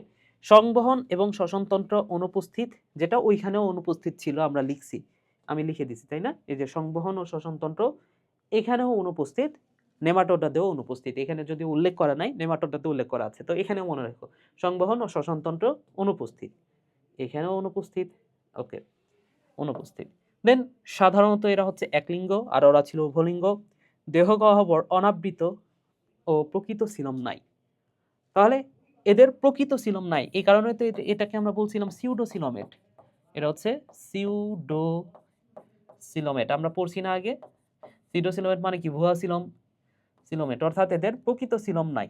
তাহলে দেহগহ্বর অনাবৃত এবং প্রকৃত সিলম নাই, শেষ। তাহলে একটা তো আমরা পড়লাম অ্যাসকারিস, যেটা হচ্ছে গোলকৃমির বৈজ্ঞানিক নাম। আরেকটা হচ্ছে চোখ কৃমি, যার বৈজ্ঞানিক নাম হচ্ছে লোয়া লোয়া। এই নামটা খুব ইন্টারেস্টিং, লোয়া লোয়া। চোখ কৃমির বৈজ্ঞানিক নাম হচ্ছে লোয়া লোয়া। ঠিক আছে, এবার আসো অ্যানেলিডা। অ্যানেলিডা পর্বের প্রাণীদেরকে তোমরা আশা করি চেনো। এই যে যোগ বা কেঁচো, এগুলো আশেপাশে দেখা যায়, তাই না? তো এই যে যোগ, কেঁচো, এইগুলা হচ্ছে অ্যানেলিডা পর্বের প্রাণী। এবং এই অ্যানুলাস শব্দটার অর্থ হচ্ছে আংটি।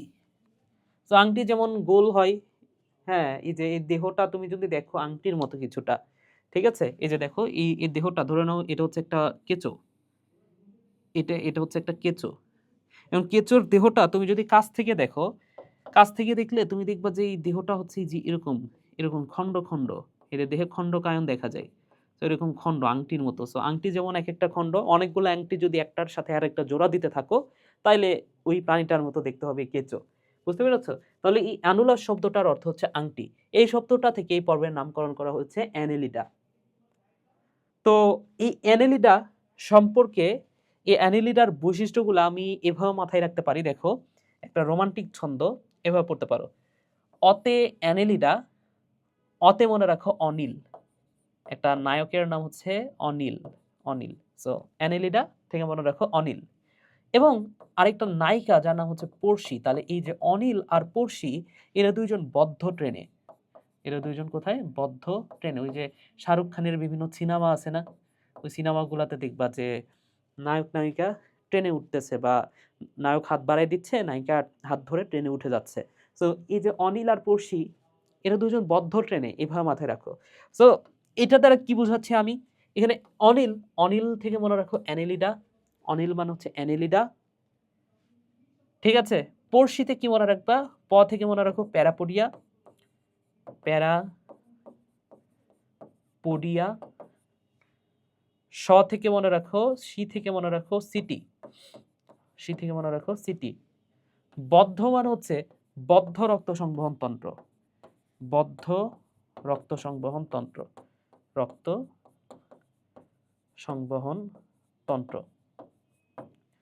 ট্র মানে হচ্ছে ট্রোকোফোর লার্ভা, ট্রোকোফোর লার্ভা। এবং নে থেকে মনে রাখো নেফ্রিডিয়া, নেফ্রিডিয়া। সো এই কথাগুলো মাথায় রাখো। সো অনিল পড়শি বদ্ধ ট্রেনে। তাহলে এখানে নেফ্রিডিয়া, এটা হচ্ছে একটা রেচনাঙ্গ। যেমন একটু আগে আমরা শিখাকোষ, এটা সম্পর্কে জেনেছিলাম, শিখাকোষ একটা রেচনাঙ্গ। কার রেচনাঙ্গ? প্লাটিহেলমিনথেস পর্বের। তাহলে এই অ্যানেলিডা পর্বের রেচনাঙ্গের নাম কি? নেফ্রিডিয়া। এটা হচ্ছে রেচনাঙ্গ, রেচনাঙ্গ। এই কথাটা ভাইয়া মাথায় রাখতে হবে। তাহলে এখানে আমি যতগুলো বৈশিষ্ট্য বলছি, তোমার বইয়ে তো সবগুলা নাই, যে কয়টা আছে সেই কয়টা অন্তত মাথায় রাখো ওইখান থেকে। দেখো আমি কি কি বলেছি, যেমন নেফ্রিডিয়া, এটা আমরা পড়েছি তাই না? সো নেফ্রিডিয়া এটা তোমার বই আছে, এটা তোমার অবশ্যই মাথায় রাখতে হবে। নেফ্রিডিয়া হচ্ছে রেচনাঙ্গ। এদের কি আছে, প্রতিটা খণ্ডে সিটা থাকে, জোকে থাকে না যদিও। সো সিটা কি, এই যে প্যারাপোডিয়া বা সিটা যেটাই বলি, সিটা হচ্ছে চলনাঙ্গ।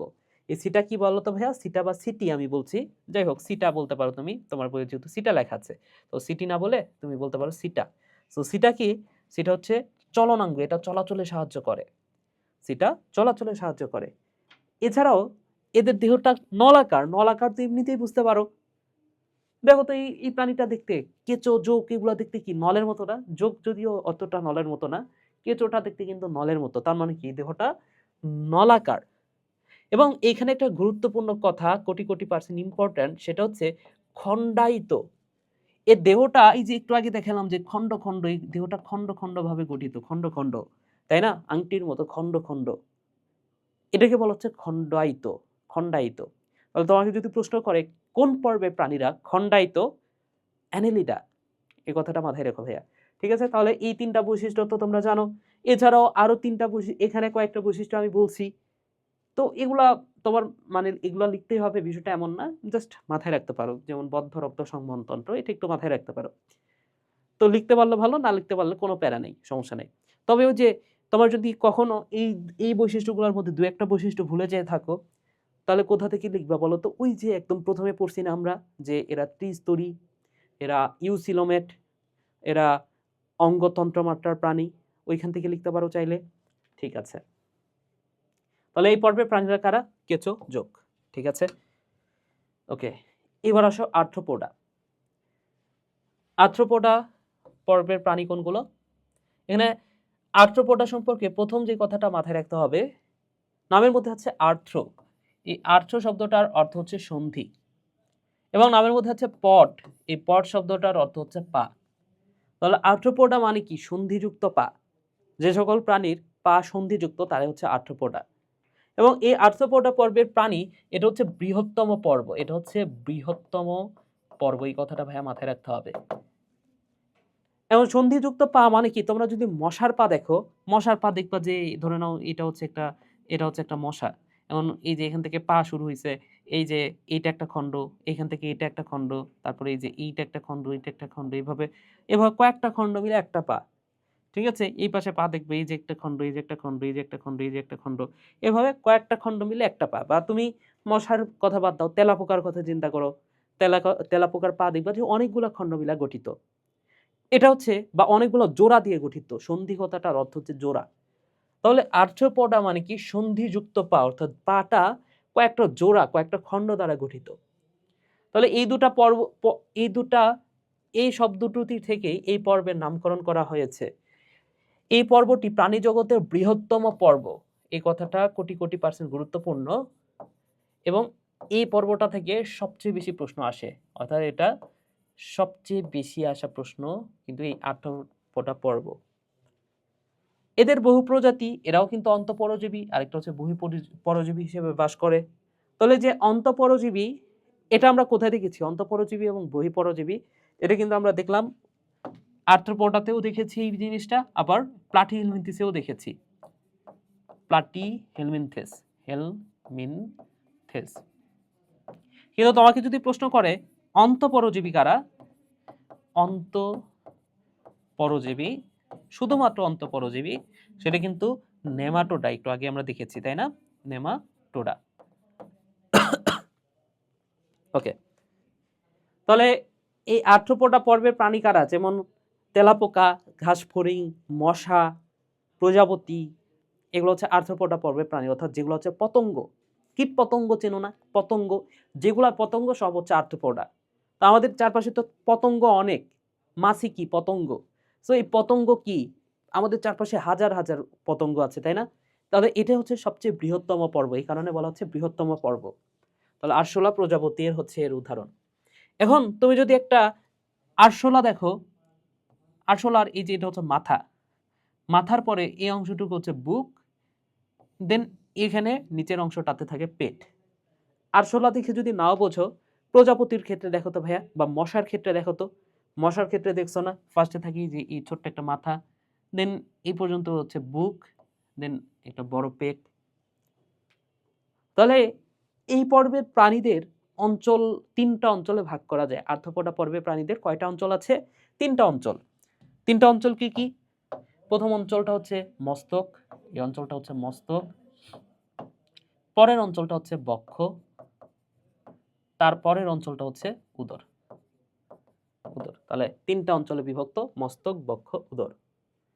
তাহলে এই আর্থ্রোপোডা পর্বের প্রাণীরা মস্তক, বক্ষ, উদর এই 3টা অঞ্চলে বিভক্ত এবং সন্ধিযুক্ত উপাঙ্গ মানে কি পা, সন্ধিযুক্ত পা বিশিষ্ট। এই 3টা অঞ্চলে বিভক্ত এবং সন্ধিযুক্ত পা বিদ্যমান। মাথায় একজোড়া কি থাকে? মাথায় একজোড়া অ্যান্টেনা থাকে। এই যে এই জায়গাটাতে দেখবা অ্যান্টেনা আছে মাথায়, ঠিক আছে? তাহলে মাথায় একজোড়া অ্যান্টেনা থাকে এবং একজোড়া পুঞ্জাক্ষী থাকে। পুঞ্জাক্ষী মানে কি? চোখ। তাহলে এর ভেতর কি আছে? চোখ আছে। তাহলে পুঞ্জাক্ষী মানে কি? পুঞ্জাক্ষী মানে হচ্ছে চোখ। তোমরা একটা সিনেমা যদি দেখে থাকো, তোমরা ছোট মানুষ দেখতেও পারো, আবার নাও দেখতে পারো। সিনেমাটার নাম হচ্ছে মাক্ষী। মাছির যে চোখ, সেখানে চোখ অনেক সময় কাছ থেকে দেখায়, দেখবা যে মাছির চোখ ওইখানে কাছ থেকে দেখলে বুঝতে পারবো যে চোখটা অনেক খণ্ড খণ্ড ছোট্ট ছোট্ট অংশ দ্বারা গঠিত। আমাদের চোখটা কি? শুধুমাত্র ওই যে ভেতরে একটা মণি আছে না? কিন্তু ধরে নাও যে আমার এই চোখের মধ্যে যদি হাজার হাজার মণি থাকতো, তাহলে কেমন হইতো বিষয়টা? হ্যাঁ, আমার একটা মণি না থেকে অনেকগুলা মণি। তাহলে ঘাসফড়িংয়ের যে চোখ, এখানে অসংখ্য ছোট্ট ছোট্ট অংশ দ্বারা এই চোখটা গঠিত ঘাসফড়িংয়ের। এই চোখটার নাম হচ্ছে পুঞ্জাক্ষী। বুঝতে পেরেছো? তাহলে ঘাসফড়িং বলতেছি যে আর্থ্রোপোডা পর্বের প্রাণীদের মাথায় একজোড়া পুঞ্জাক্ষী এবং একজোড়া অ্যান্টেনা থাকে। নরম দেহ কাইটিন সমৃদ্ধ শক্ত আবরণী দ্বারা গঠিত। তাহলে এর দেহের ভেতরের অংশটা নরম, কিন্তু উপরের যে অংশটা সেখানে কাইটিন থাকে, তাই শক্ত হয়ে থাকে। ঠিক আছে? তাহলে নরম দেহ কাইটিন সমৃদ্ধ শক্ত আবরণী দ্বারা আবৃত। উপরের যে আবরণটা সেটা শক্ত। কি দ্বারা গঠিত? কাইটিন। এদের যে রেচনাঙ্গের নাম হচ্ছে মালপিজিয়ান নালিকা। তাহলে রেচনাঙ্গের আমি একটা ছক করে দিতে পারি ভাইয়া। তাহলে দেখো, রেচনাঙ্গ, তাহলে কি কি রেচনাঙ্গ আমরা পাইলাম এখন পর্যন্ত বলো তো? আমরা রেচনাঙ্গ পাইছি হচ্ছে প্লাটিহেলমিনথেস,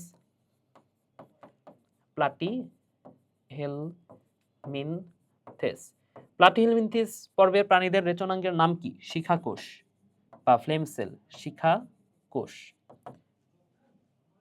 এরপরে অ্যানেলিডা পর্বে প্রাণীদের রেচনাঙ্গের নাম কি? রেচনাঙ্গের নাম হচ্ছে নেফ্রিডিয়া। এরপরে যে প্রাণী সেটা হচ্ছে আর্থ্রোপোডা।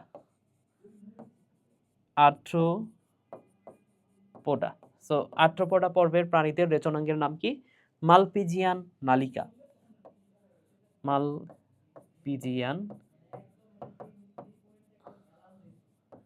নালিকা।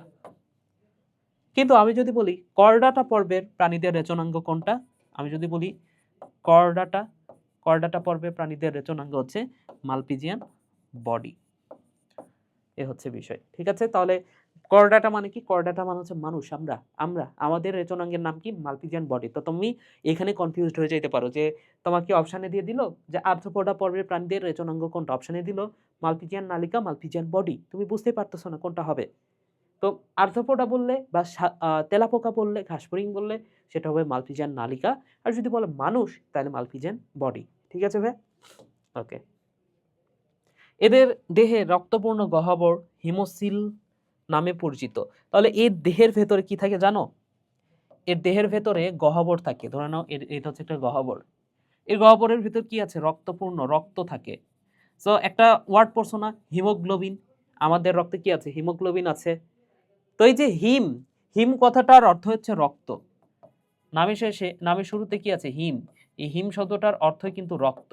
তাহলে রক্তের যে গহ্বর, সেটাকে আমরা বলতে পারি হিমোসিল। সিল মানে হচ্ছে গহ্বর। হিম মানে রক্ত, সিল মানে কি? সিল মানে হচ্ছে গহ্বর। তাহলে রক্তের যে গহ্বর সেটা হচ্ছে হিমোসিল। যেমন প্রজাপতি, চিংড়ি, আরশোলা, কাঁকড়া, তোমরা যে কাঁকড়া খাও সেটা কিন্তু আর্থ্রোপোডা পর্বের প্রাণী ভাইয়া, বুঝতে পেরেছো? তাহলে আমি যদি কয়েকটা বৈশিষ্ট্য বলি, একদম শুরুর ওই পেজটার কথা চিন্তা করো তো, এখানে আমরা কি পড়ছি? এটা হচ্ছে ত্রিস্তরী, যেটা এখানে উল্লেখ করা নাই, তারপরেও আমরা বলতে পারি যে এরা হচ্ছে ত্রিস্তরী। এরা অঙ্গতন্ত্র মাত্রার প্রাণী, এরা ইউসিলোমেট, ঠিক আছে, 3টা হইল। এরপর আসো এখান থেকে আমরা একটু বলি, সেটা হচ্ছে এদের দেহে 3টা অঞ্চল আছে, মস্তক, বক্ষ, উদর। এদের দেহটা নরম, তাহলে নরম দেহের উপরে একটা শক্ত আবরণ থাকে যেটা কাইটিন দ্বারা তৈরি, তাহলে কাইটিনের শক্ত আবরণ আছে। এদের মাথায় কি থাকে? মাথায় থাকে অ্যান্টেনা এবং 2টা চোখ, পুঞ্জাক্ষী, ঠিক আছে। এদের রক্তপূর্ণ গহ্বরটার নাম হচ্ছে হিমোসিল। হিম মানে রক্ত, সিল মানে গহ্বর। রক্তপূর্ণ গহ্বরটার নাম হচ্ছে হিমোসিল। আচ্ছা, তাহলে অনেকগুলো হয়ে গেছে। আর কি আছে? সন্ধিযুক্ত পদ, সেটা তো আমরা জানি। আর্থ্রোপোডা মানে হচ্ছে সন্ধিযুক্ত পদ। এবং লাস্ট ওয়ান হচ্ছে মালপিজিয়ান নালিকা, যেটা আমি বলি নাই। সো মালপিজিয়ান নালিকা নামক রেচনাঙ্গ আছে। ঠিক আছে, তাহলে দেখো আর্থ্রোপোডা পর্ব শেষ। পরের পর্বটা হচ্ছে মলাস্কা। মলাস্কা, তো মলাস্কা পর্বের স্বভাব এবং বাসস্থান। মলাস্কা পর্বটা, মলাস্কাস শব্দ থেকে এই পর্বের নামকরণ করা হয়েছে, যার অর্থ হচ্ছে নরম।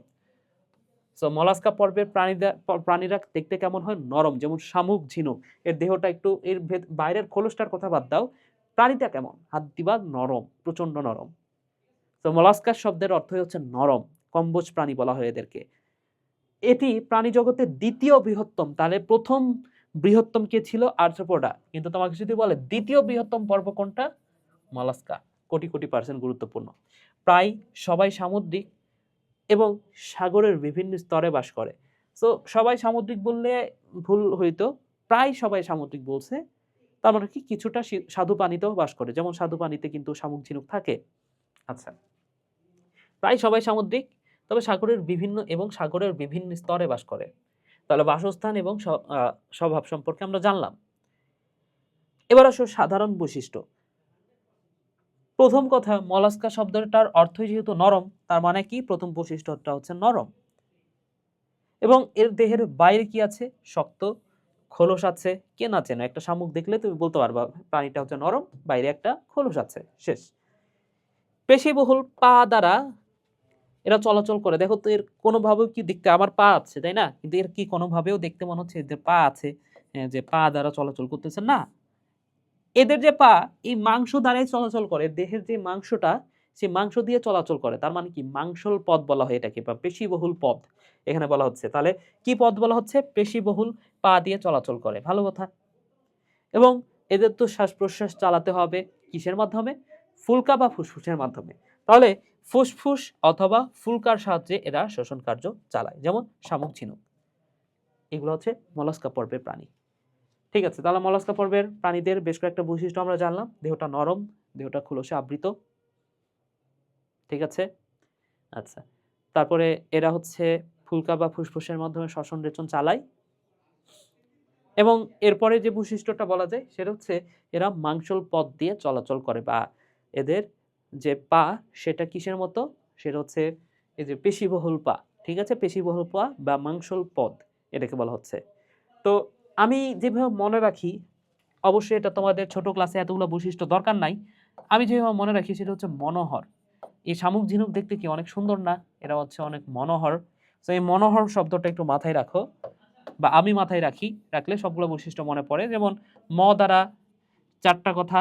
এদের মাথাটা দেখো, মাথা দেখলেই চিনতে পারবা না যে এটা হচ্ছে মাথা, তাহলে মাথা সুস্পষ্ট।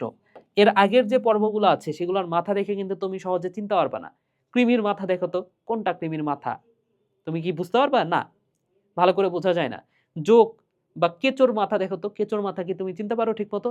ভালো মতো চেনা যায় না, ঠিক আছে। কিন্তু এদের মাথা দেখলেই চেনা যায়, তার মানে কি, মাথা সুস্পষ্ট, মাথা সুস্পষ্ট। তারপরে ম দ্বারা আরেকটা কথা মনে রাখতে পারো, এদের মাংসল পদ, মাংসল পদ, ঠিক আছে। তাহলে এই দুটা কথা মাথায় রাখো। ন থেকে মনে রাখতে পারো এটা হচ্ছে নরম, নরম। হ থেকে হিমোসিল, হিমোসিল, যেটা আর্থ্রোপোডাতে আমরা পড়ছি, হিম মানে রক্ত, সিল মানে গহ্বর, রক্তপূর্ণ গহ্বরটা হচ্ছে হিমোসিল। থেকে মনে রাখো এদের জিহ্বা থাকে, ঠিক আছে, মানুষের মতো জিহ্বা দেখতে কিছুটা। তো এই জিহ্বাটার নাম হচ্ছে রেতি জিহ্বা। কি আছে? রেতি জিহ্বা আছে। আর এই হচ্ছে বিষয়। এখন ওইখানে যতগুলো বৈশিষ্ট্য আমরা পড়লাম, তার মধ্যে যে বৈশিষ্ট্যগুলো তোমার মাথায় রাখতে হবে বা তোমার বইয়ে আছে, সেটা হচ্ছে দেহটা নরম, মাংসল পথ, এবং এই দুটা পড়লেই হচ্ছে, ঠিক আছে। এছাড়াও ফুলকা বা ফুসফুসের সাহায্যে শ্বসন কার্য চালায়, এবং দেহটা খোলসে আবৃত। শেষ। ওকে, এইবার আসো এই পার্টের শেষ যে পর্বটা সেটা নিয়ে আলোচনা করব, অর্থাৎ এই ভিডিওটা আমি দুইটা পার্টে করব। তো শেষ যে পর্বটা এই পার্টে থাকবে সেটা হচ্ছে একাইনোডার্মাটা। তো একাইনোডার্মাটার নামটা যদি খেয়াল করে দেখো, নামের মধ্যে আছে একাই, এবং এই একাইনোস, একাই শব্দটা আসে একাইনোস থেকে। এই একাইনোস শব্দটার অর্থ হচ্ছে কাটা। একাইনোস শব্দটার অর্থ কি ভাইয়া? কাটা। এবং নামের শেষ অংশে আছে ডার্মাটা বা ডার্ম। এই ডার্মা কথাটার অর্থ হচ্ছে ত্বক। তাহলে একাইনোস অর্থ কাটা, ডার্মাটা বা ডার্মা কথাটার অর্থ হচ্ছে ত্বক। তাহলে একাইনো ডার্মাটা মানে কি? কাটাযুক্ত ত্বক। তাহলে এই পর্বটা, এই দুটো শব্দ নিয়ে এই পর্বটার নামকরণ করা হয়েছে। অর্থাৎ এই পর্বের প্রাণীদের ত্বকটা কেমন? কাটাযুক্ত ত্বক। এই কথাটা মাথায় রাখতে পারো যে এই পর্বের প্রাণীদের ত্বক হচ্ছে কাটাযুক্ত। তাহলে কাটাযুক্ত ত্বক। এই পর্বের সকল প্রাণীরাই সামুদ্রিক। এটা কোটি কোটি % গুরুত্বপূর্ণ প্রশ্ন, ঠিক আছে। তোমাকে প্রশ্ন করবে যে কোন পর্বের প্রাণীরা সকলেই সামুদ্রিক? সকলেই সামুদ্রিক কে? একাইনোডার্মাটা। কিন্তু এর আগে যে সামুদ্রিকগুলা পড়ছি আমরা, যেমন মলাস্কা পর্ব, এর পর্বের প্রায় সকল প্রাণী সামুদ্রিক। সকলেই না, কিন্তু প্রায় সকল পর্ব। আবার নিডারিয়াতে আমরা পড়ছি, ওইটাও হচ্ছে বেশিরভাগ পর্বই হচ্ছে সামুদ্রিক, কিন্তু সবাই কিন্তু না। কিন্তু এটা এমন একটা পর্ব যেই পর্বে সব প্রাণীরাই সামুদ্রিক। বুঝতে পেরেছো? ওকে, ঠিক আছে। এখন এই পর্বটার সাধারণ বৈশিষ্ট্য কি? সো এই পর্বের একটা প্রাণী যদি আমি বলি যে স্টারফিশ, তারা মাছ। এই পর্বের একটা বৈশিষ্ট্য কি? একটা প্রাণীটা হচ্ছে তারা মাছ। এই যে এটা তারার মতো দেখতে, তাই তারা মাছ, তাই না? বড় করা যায় না? আচ্ছা, যাচ্ছে না তো। সো এই যে তারা মাছ, স্টারফিশ, এই যে এইখানের চিত্রটা দেখো, এটা হচ্ছে একটা স্টারফিশ। তো তারা মাছটা দেখলেই না কয়েকটা বৈশিষ্ট্য তুমি বলে ফেলতে পারবা। যেমন তারা মাছের কয়টা বাহু আছে? 5টা বাহু, এমনিতেই দেখা যাচ্ছে, তাই না? আচ্ছা, তারপরেও আরো কিছু বৈশিষ্ট্য তুমি বলতে পারবা যেগুলো আমরা একদম শুরুতে পড়ছি। যেমন এরা হচ্ছে ত্রিস্তরী পর্ব, এরা ইউসিলোমেট, এরা অঙ্গতন্ত্র মাত্রার প্রাণী। 3টা বৈশিষ্ট্য হয়ে গেল। 4 নম্বর বৈশিষ্ট্য আমি বলতে পারি এদের ত্বক হচ্ছে কাঁটাযুক্ত। একাইনোডার্মাটা মানে তো কাঁটাযুক্ত ত্বক, তাই না? তাহলে এই ত্বক কাঁটাযুক্ত। তাহলে দেখো 5টা বৈশিষ্ট্য কিন্তু হয়ে গেল অলরেডি। 5টা বৈশিষ্ট্য কি কি? ত্বক কাঁটাযুক্ত, এদের 5টা বাহু আছে, এরা অঙ্গতন্ত্র মাত্রার প্রাণী, এরা হচ্ছে ইউসিলোমেট বা প্রকৃত সিলোমযুক্ত প্রাণী, এবং এরা হচ্ছে ত্রিস্তরী প্রাণী। দেখো 5টা হয়ে গেল না? তো কোনো কিছু না জানলেও কিন্তু 5টা পেরে গেলে তোমরা, ঠিক আছে। তাহলে এবার আসো বইয়ে কি লেখা আছে সেটা আমরা একটু পড়ি। তোমাদের বইয়ে লেখা আছে যে দেহর ত্বক এদের কাঁটাযুক্ত। হ্যাঁ, ভালো কথা, কাঁটাযুক্ত ত্বক আমরা অলরেডি জানি। দেহ 5টি সমানভাবে ভাগে বিভক্ত। দেখো আমি যদি এই বরাবর কেটে ফেলি, তাহলে দেখো তো এই পাশ এবং এই পাশ, দুই পাশ ম্যাচ করবে, তাই না? আমি যদি এই বরাবর কাটি, তাহলে দেখো তো এই পাশে যা আছে এই পাশে ততটুকুই আছে, ম্যাচ করতেছে। আমি যদি এই বরাবর কেটে ফেলি, তাহলে দেখো তো ওই পাশে যা আছে এই পাশে যা আছে সেটাও ম্যাচ করতেছে। আমি যদি এই বরাবর কাটতাম, তাহলে দেখো তো ভাইয়া এই পাশে যতটুকু আছে ওই পাশেও ততটুকু আছে, ম্যাচ করতেছে, তাই না? তাহলে এটাকে আমরা কয়বার ভাগ করতে পারতেছি? মোট 5 বার। এবং এই ধরনের প্রতিসাম্যতাকে বলা হচ্ছে, দেখো প্রতিসাম্য মানে কি? যেমন তুমি মানুষ, আমাকে কতবার ভাগ করতে পারবা? আমাকে তুমি জাস্ট এই বরাবর ভাগ করলে আমার দুই পাশ ম্যাচ করবে অথবা করবে না। তুমি আমাকে অন্য যে কোনো এভাবে ভাগ করো, দেখো ম্যাচ করবে না, ঠিক আছে? কারণ আমার সামনে মুখ আছে, পেছনে তো মুখ নাই। কিন্তু তুমি এই বরাবর, জাস্ট এই বরাবর ভাগ করবা, এই পাশে যা কিছু থাকবে এই পাশেও ততটুকুই থাকবে। তাহলে আমাকে জাস্ট 2 বার ভাগ করতে পারতেছো বা 1 বার ভাগ করতে পারতেছো, তাহলে 2 পাশ সমান হচ্ছে। কিন্তু এইটাকে তুমি 5 বার ভাগ করতে পারতেছো। সো এই ধরনের প্রতিসাম্যতা প্রতিসাম্যতা মানে হচ্ছে ভাগ করলে দুই পাশ ম্যাচ করবে। তাহলে এই ধরনের প্রতিসাম্যতাকে বলা হচ্ছে পঞ্চ অরীয় প্রতিসম। কি বলা হয়? পঞ্চ অরীয় প্রতিসম। তাহলে 5টি সমান অংশে বিভক্ত, এটাকে বলা হচ্ছে পঞ্চ অরীয় প্রতিসম।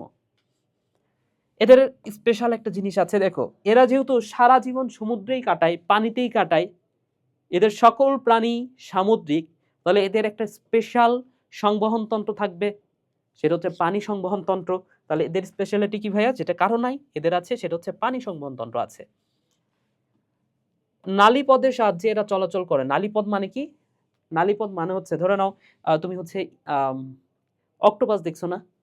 অক্টোপাস ধরে নাও, অক্টোপাসের যে পা, ওই পায়ের ওখানে দেখবা ছোট ছোট নল আছে। তোমার যদি হাতে ওই অক্টোপাসের ওই পাটা লেগে যায়, দেখবে যে তুলতে অনেক কষ্ট হয়। কেন? ওইটা হচ্ছে নালীপদ। ঠিক আছে? সো এদের যে এই যে এইখানে এই অংশটা দেখতে পাচ্ছ, এখানে ছোট ছোট এরকম নালীর মতো অংশ আছে, ছোট ছোট নালীর মতো পা থাকে, নালীর মতো পা থাকে। এই পা দ্বারা কোনো কিছু কোনো জায়গাতে আটকায় থাকতে পারে তারা। ঠিক আছে? তাহলে এদের পা, যেটা পদ মানে হচ্ছে পা, এদের পাটার নাম হচ্ছে নালীপদ, নলের মতো পা। এদের পূর্ণাঙ্গ প্রাণীতে অঙ্গীয় এবং পৃষ্ঠদেশ নির্ণয় করা যায়, কিন্তু মাথা চিহ্নিত করা যায় না। দেখো এরা এমন একটা প্রাণী, এরা কিন্তু মোটামুটি উন্নত। দেখো আমরা প্রথম, দ্বিতীয়, তৃতীয় এইভাবে 8 নাম্বার পর্বে চলে আসছি। 8 নাম্বার পর্ব চলে আসার পরেও এরা তো উন্নত, বুঝতেই পারতেছ। তারপরেও এই পর্বের প্রাণীদের মাথা নাই ভাইয়া, মস্তিষ্কই নাই। ঠিক আছে? সো এই পর্বের প্রাণীদের মাথা মাথা চিহ্নিত করা যায় না। তবে এখানে একটা কথা বলছি, এই সকল প্রাণীতে অঙ্কীয় এবং পৃষ্ঠদেশ নির্ণয় করা যায়। দেখো ধরে নাও এটা হচ্ছে একটা তারা মাছ, নিচে যদি মুখ থাকে, উপরে কিন্তু মুখ নাই। ঠিক আছে? তাহলে এটা কি? অঙ্কীয় দিক, যেদিকে মুখ আছে। উপরের এটা হচ্ছে পৃষ্ঠীয় দিক, যেখানে মুখ নাই। তাহলে অঙ্কীয় দিক এবং পৃষ্ঠীয় দিক দুইটা নির্ণয় করা যায়। এই কথাটাই বলা আছে যে তারা মাছের অঙ্কীয় এবং পৃষ্ঠীয় দিক নির্ণয় করা যায়, কিন্তু মাথা চিহ্নিত করা যায় না। তাহলে তারা মাছ, সামুদ্রিক শসা, এগুলো হচ্ছে এই পর্বের প্রাণী। তাহলে উদাহরণ যদি আমি, আচ্ছা উদাহরণ তো আমরা বললামই, পড়ছি আমরা। তাহলে বৈশিষ্ট্যগুলো যদি আমি আরেকবার রিপিট করি না দেখে, দেখো অনেকগুলাই আমি পারবো এখন। সেটা হচ্ছে আমি নিজেই যে কয়েকটা পড়াইছি, যেমন এরা হচ্ছে ত্রিস্তরী, এরা অঙ্গতন্ত্র মাত্রার প্রাণী, এরা ইউসিনোমেট বা প্রকৃত সিলোমযুক্ত, দেন ত্বক কাঁটাযুক্ত, 5টা বাহু আছে, 5টা বাহু।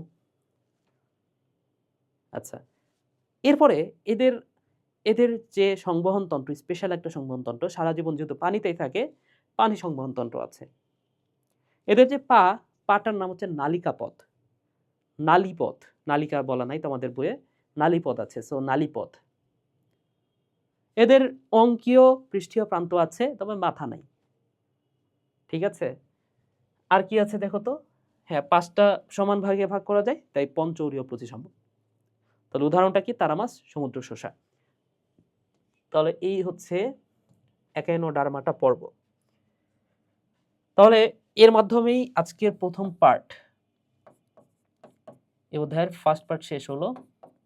আমরা সেকেন্ড পার্টে করডাটা পর্ব নিয়ে আলোচনা করব, এবং আশা করি এতক্ষণ ধরে যা কিছু পড়িয়েছি, কিছু এক্সট্রা বিষয় হয়তো বা পড়িয়েছি তোমাদেরকে বোঝানোর স্বার্থে। ওই এক্সট্রা বিষয়গুলো আমি বলেও দিয়েছি যে এগুলো তোমার পড়ার দরকার নাই। ঠিক আছে? তো তোমরা আবার এটা ধরে রাখো না যে ভাই কি এক্সট্রা বেশি পড়াই দিল, ঠিক আছে, তোমাদের ক্ষতি হয়ে যাচ্ছে। না, আমি বলে দিচ্ছি যে এই জিনিসগুলো এটা এক্সট্রা, এটা তুমি তোমার পড়ার দরকার নাই, এটা আমি বলে দিছি। ঠিক আছে? তো আশা করি এতক্ষণ ধরে যা কিছু পড়িয়েছি তোমরা সম্পূর্ণ অংশটা ঠিকমতো বুঝতে পেরেছো। তোমাদেরকে অসংখ্য ধন্যবাদ ভাইয়ারা, এতক্ষণ ধরে কষ্ট করে ক্লাসটা করার জন্য। যারা এতক্ষণ ধরে পুরো ক্লাসটা দেখেছো, তোমরা অবশ্যই সেকেন্ড পার্টটাও দেখবা, পরের ক্লাসটা। এবং এটা ইউটিউবে সম্পূর্ণ ফ্রি করে দিয়েছি, যাতে তোমরা প্রত্যেকেই এই ভিডিওটা দেখতে পারো অন্তত, কারণ এই অধ্যায়টা নিয়ে অনেকের সমস্যা আছে। এরপরেও যদি ক্লাসটাতে সব কিছু বুঝিয়েছি, তারপরে যদি কিছু সমস্যা থাকে, তোমরা কিন্তু আমাকে ডিরেক্টলি মেসেজ করতে পারো, অথবা গ্রুপে পোস্ট করলে আমি তোমাদের যে প্রশ্ন, সেই প্রশ্নের অ্যান্সারটা দিয়ে দিব। তো এখানে শেষ করছি ভিডিওটা। সবাই ভালো থাকো, সুস্থ থাকো, টাটা।